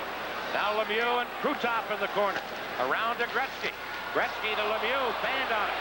Coffey at the point. Into the corner to Gretzky. Gretzky trying to get it in front. Messier is there, but well covered. Gretzky still with it. Now spots Bourque. They score from behind the net, I believe. No goal, says Noah. Well, Gretzky's right there. shot seemed to carry him and go to the goal line, but not in, apparently. Well, we can't even see it from our angle either. The referee was standing right at the line. See, as they try to jam it out in front now. Gretzky throwing it out in front, and looking behind him was Beloshakin, but that angle doesn't tell us anything. Messier thought it was in the net, and I think he was going to try. But look where the referee is standing right there. He has got the, there it is. There you see the puck. Right there, underneath, between the legs of Stelnov, the defenseman. This will afford us, I think, a better view. Again, he just trying to force it out. There it comes out. It went off the skate of Gusarov there, and then under his pad. So you can see where Noah was. He had an absolutely good view of it. 24 seconds left in Lomakin's penalty. Gretzky on the faceoff. Canada trailing 3-2. Gretzky to Coffey. Over on the boards to Bourque. Back to Coffey. Shooting. That deflects off Bekov and goes up high into the crowd. 12 seconds left in the power play now. Bekoff blocking that one beautifully. And again, when you start to tee it up, don't get that shot in there quickly enough. You allow good skaters to get in the way. Here's a big slap shot, and Bekoff was there to sprawling to knock it high up into the crowd. Bekoff, a little guy at 5'8", 155 pounds. He's out there for this face-off with Messier. 12 seconds left in the penalty. 6:56 left in the game. 3-2 Soviets. On the face-off, Messier getting it. And unable to hold it in was Bork, and he has to backtrack. Bork to Coffey. Coffey spins away from a check. Paul Coffey. Penalized player Lomakin back on. And the Soviets fire it out of there. Bekoff racing after it, but Buer came out to the blue line. Cleared it. Now Canada break away. Here's Gretzky. In with Lemieux. Gretzky to Mario Lemieux. Tipped away. Held in by Bork. To Gretzky. Pass was behind Lemieux, and Homatov starts back. But now back to the play. Did somebody grab the linesman, Kevin Collins? Somebody grabbed Kevin Collins at the bench, and whistle went at that point. There's going to be a penalty, and it's going to be a bench penalty. This is the Labatt Canada Cup on CTV. Pontiac Tempest joins the Pontiac Heatwave. Heat is on the street, inside your head. It's the Pontiac beat, and the beat's alive. Introducing the all-new 1988 Pontiac Tempest, a compact sedan that'll blow the competition out of town. Oh, oh, oh, tell me, can you feel it? Tell me, can you feel it? Pontiac, the heat is on, it's on the street. Well, there you see the discussion right now. Now watch to the far left of your screen. That's Kevin Collins up against the boards there, and he is about to be grabbed by Tikhonov. And an unsportsmanlike penalty has been called. Now Tikhonov likes to stress discipline. He made a terrible act of undiscipline right there, and he has been nailed for it. You don't touch an official. I don't care where you are. And Kevin Collins, as soon as he was grabbed, blew the whistle and called the penalty himself. Now, we're not sure it was Tikhonov. It could have been one of the players. Tikhonov was right there. Let's see again, if we can, what happened. Same view. See if we can see somebody reaching out there. There was a player. There was a player, and Tikhonov's there as well. And you can see Kevin Collins reacting. He has called the penalty.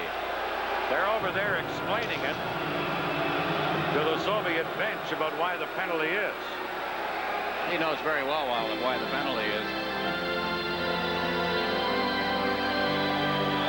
He's had a tough night. I'll tell you, there have been some penalties called in this game and some that haven't been called. And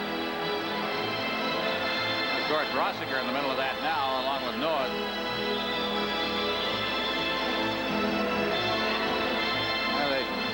Certain discussion about the Finnish referee the other night in the game involving the U.S., but there'll be some discussion about this one, too. Let's take a break right now as the argument rages. This is the Labatt Canada Cup on CTV. An innocent flirtation. Now, where's your wife? I don't think having dinner with anybody is a crime. Not yet. A dangerous infatuation. And I'd like to see you again. I just don't think it's possible. She keeps calling me Bart. Hello? I don't want to lose my family. You ever come near my family again, I'll kill you. You understand? I guess you thought you'd get away with it. Well, you can't. Fatal Attraction. Coming September 18th to a selected theater near you. Well, Tikhonov is going to make his point, well, before play resumes. I can't believe he's the one that grabbed it. I have to think a player. He seems to have injured his finger anyway.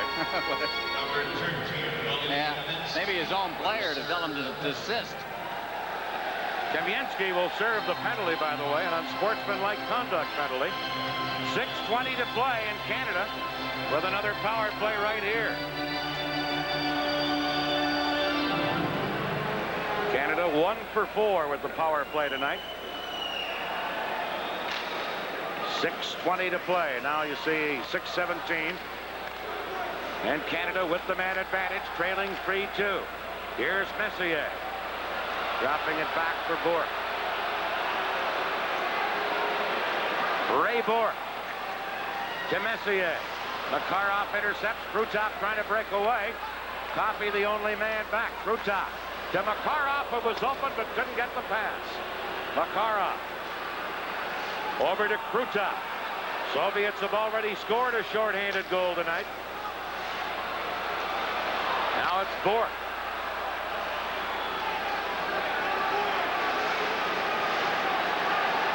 Ray Bourque to Gretzky, cleared in.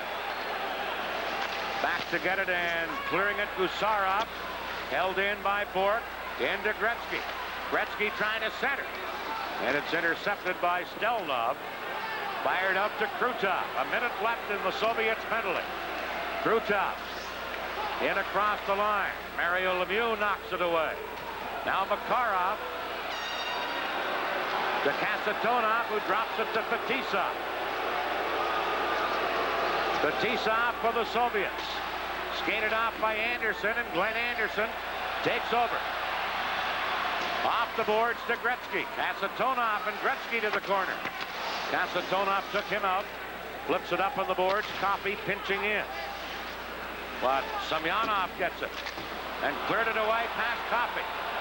Here's a break. He has Svetlov with him, but Coffey gets back to break it up. Svetlov now dropping it back to Kasatonov. And some great penalty killing here by the Soviets. Svetlov moves in. And he just fires it back down to Fetisov. And that will kill off the rest of the penalty. As Kamensky is back on. And the Soviets killed it off brilliantly. Now Murphy for Team Canada. Out to Sutter on right wing. Sutter flipping it through for Buchan there for the Soviets to fire it right back out. And it bounces down the ice. Murphy back to get it. No icing on the play, so Murphy starts to carry up, now drops it to Glenn Anderson. Less than 4 minutes to play. 3-2 the Soviets. No overtime, remember, in the Canada Cup competition. It'll just go into the books as a tie.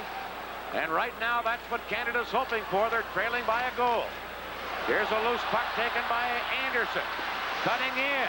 And a diving defensive play made to break that up by number 14, Fedotov. And then we get a stoppage as the Soviet player has fallen on the puck. And some sticks go up high down in the corner. And right in the middle of that is Fetisov, the big fella, who has been in a brawl. He was involved with Jimmy Johnson of the Pittsburgh Penguins in a game with the United States a couple of years ago at the World Hockey Tournament. Wound up with some suspensions.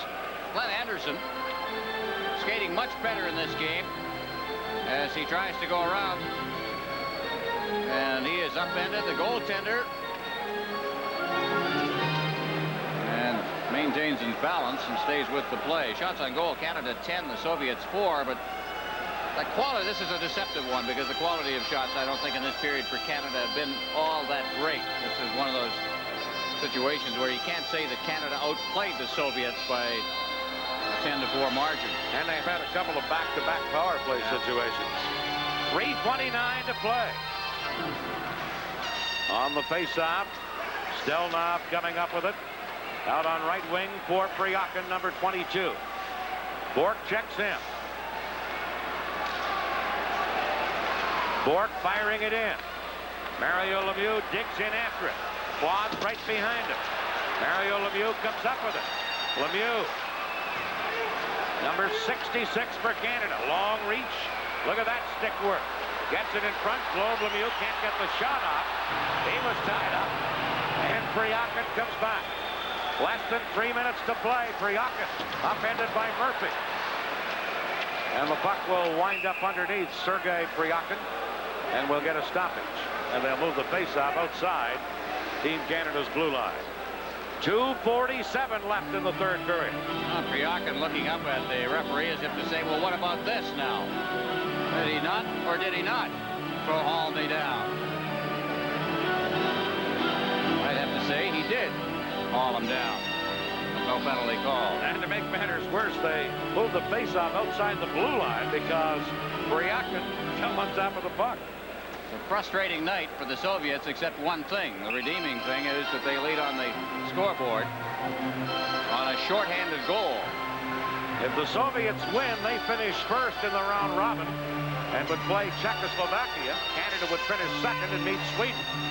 Meanwhile, a tie or a victory would mean Canada would finish first, and they would play Czechoslovakia in the semifinal on Wednesday night in Montreal. And the Soviets would have to play Sweden, and the Soviets already lost to Sweden. Here's Canada controlling. Fired into center ice to Messier. Over to Crossman. Doug Crossman moving in, centers, Messier. Fired it in front. Oh, Anderson almost scored. A shot, they score! Crossman ties this game up. Look at the bench empty. Everybody off the bench. Boy, this has been a hard uphill struggle. It hit the post first, right behind them. Good effort there, but it went right through, hit the post right there. Now it goes in. Crossman got it. Well, I don't know if Crossman got it or did Gretzky put it in before Crossman got there. All right, we'll watch it again. Gretzky going for the net there. Here it comes. Anderson reaches out, throws it in there. Now it's lying loose. It was Gretzky who got the goal. Crossman was there, but Gretzky reached for it. 2:27 left. Canada has tied it on a goal by Wayne Gretzky. Number 2, Doug Crossman. Well, that'll be changed, I think. The replays demonstrate that Gretzky got the puck before Crossman got there. So Wayne Gretzky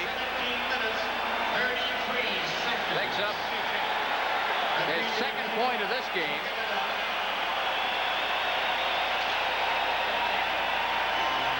Well, they announced it as being scored by Crossman, but I'm sure Gretzky, now they change it to Gretzky.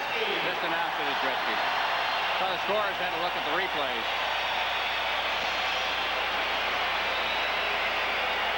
Assistant number 2, Doug 2:27 to play when Gretzky tips it in to tie this game at 3.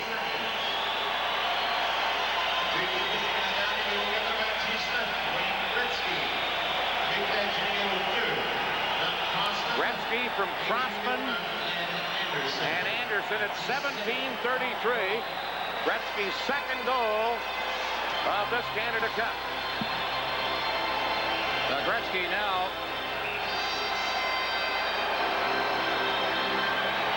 has, of course, taken over the lead in the scoring in this tournament. 10 points already in 5 games. A tie would do it for Canada. Remember, no overtime. It'd just be a tie, and Canada would finish first and play Czechoslovakia Wednesday night in a semifinal game at the Montreal Forum. Here's Gretzky stealing. To Howard Chuck, who was open but couldn't control it. Now Gretzky out in front, stick handling in. Couldn't get the shot up center to Murphy. Bellows shaking a big save after some great playmaking again by number 99. Well, I don't know whether it was 99 catching fire or the Soviets a little down right now, a little loose in their own zone, having their problems. Shaken with that butterfly style of his, and he seems to be on the limp a bit. Great move by Gretzky. Maintained possession. Out there, I think Shaken may have twisted his knee. And then he righted himself and made the save on Murphy. But watch Shaken. He's off balance here as Gretzky went behind the net. Now he gets up. And right there, he turned the wrong way, and I think he may have wrenched the knee a little bit. He turned up on the limp, but he's all right. He'll stay in the game. Came up with a big save. Right now, the Soviets have to try and come back. They want to. The only thing they can do in order to get first place is win this game. They can't settle for a tie.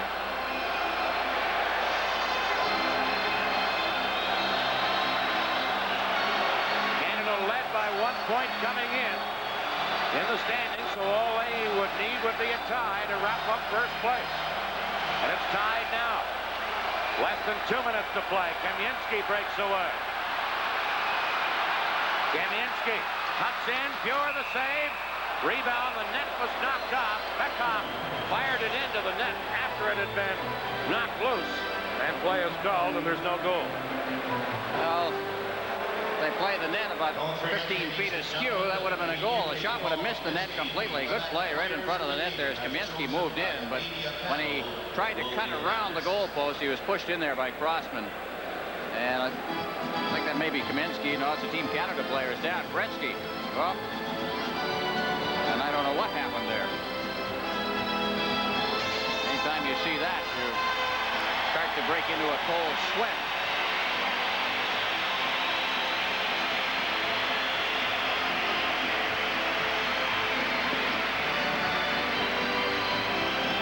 We'll see if we can see what happened in front of the net. Gretzky there is upended in front. There he is. He's knocked down, and then the shot came in, and he just seemed to be turned around on the play. Knocked the wind out of him a bit. Well, they've further changed the tying goal. Gretzky from Anderson and Messier in the scoring play. 17:33 the time. 1:38 left. No overtime, folks. It's tied at 3. Canada just needing a tie to wrap up first place. Omotov giving it across to Gusarov. Now down the right wing side. Here's a quick shot by Kaminsky. It's wide of the target. Canada break out of there. Here's Messier. Over to Bork. Bork flipping it in. Soviets go back. That's Stelnov. Anderson in to tie him up. Shot. Bellow shaking the save. 1 minute left in the third period. Canada needing just a tie to finish first. Here's Stelnov. Drops it to Gusarov. Up the middle for Krutov. Soviets on the attack. Makarov. Makarov, number 24. Centered. Kazatonov and Rochefort blocked that shot. Kazatonov really teed it up. But a good block by Rochefort. Now Sutter holding it against the boards with Larionov. 32 seconds left. Pulling the goaltender is not something that is done much in international hockey, although we saw it done the other night with the Czechoslovakian game. Biela shaken down in the goal crease area. Now they need the win in order to clinch first place, but I have a feeling he's going to stay in the net. We'll see.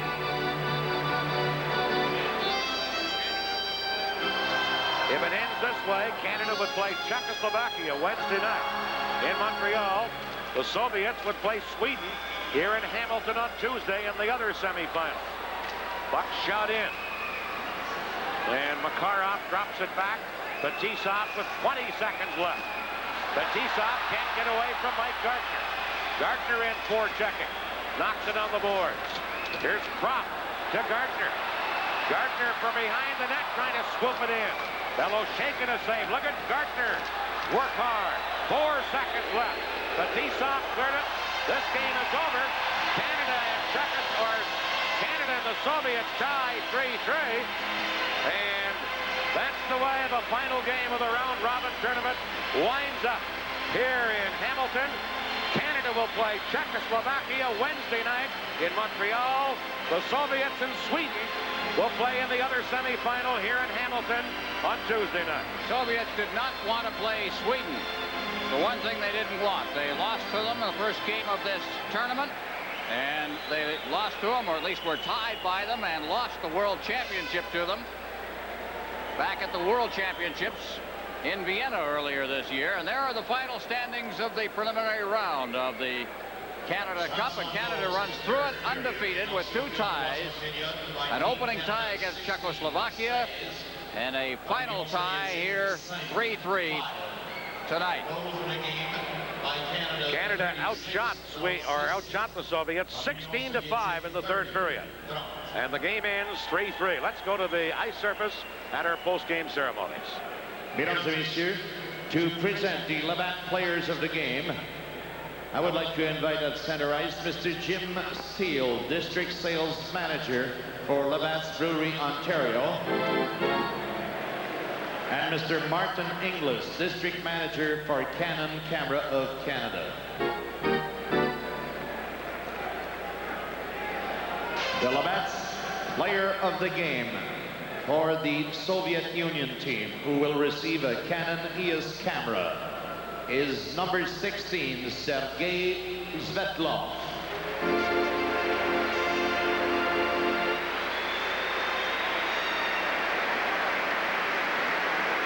The Labatt player of the game for Team Canada, who will receive the complete set of 10 1988 Olympic Winter Game coins, courtesy of Canadian Tire, is number 11, Marc Messier.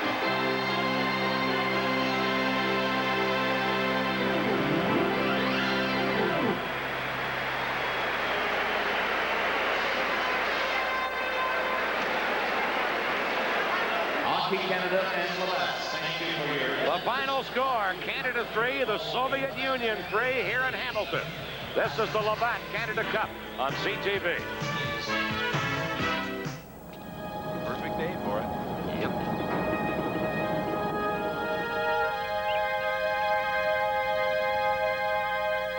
"50 years ago, Air Canada started out with one small plane and one huge country.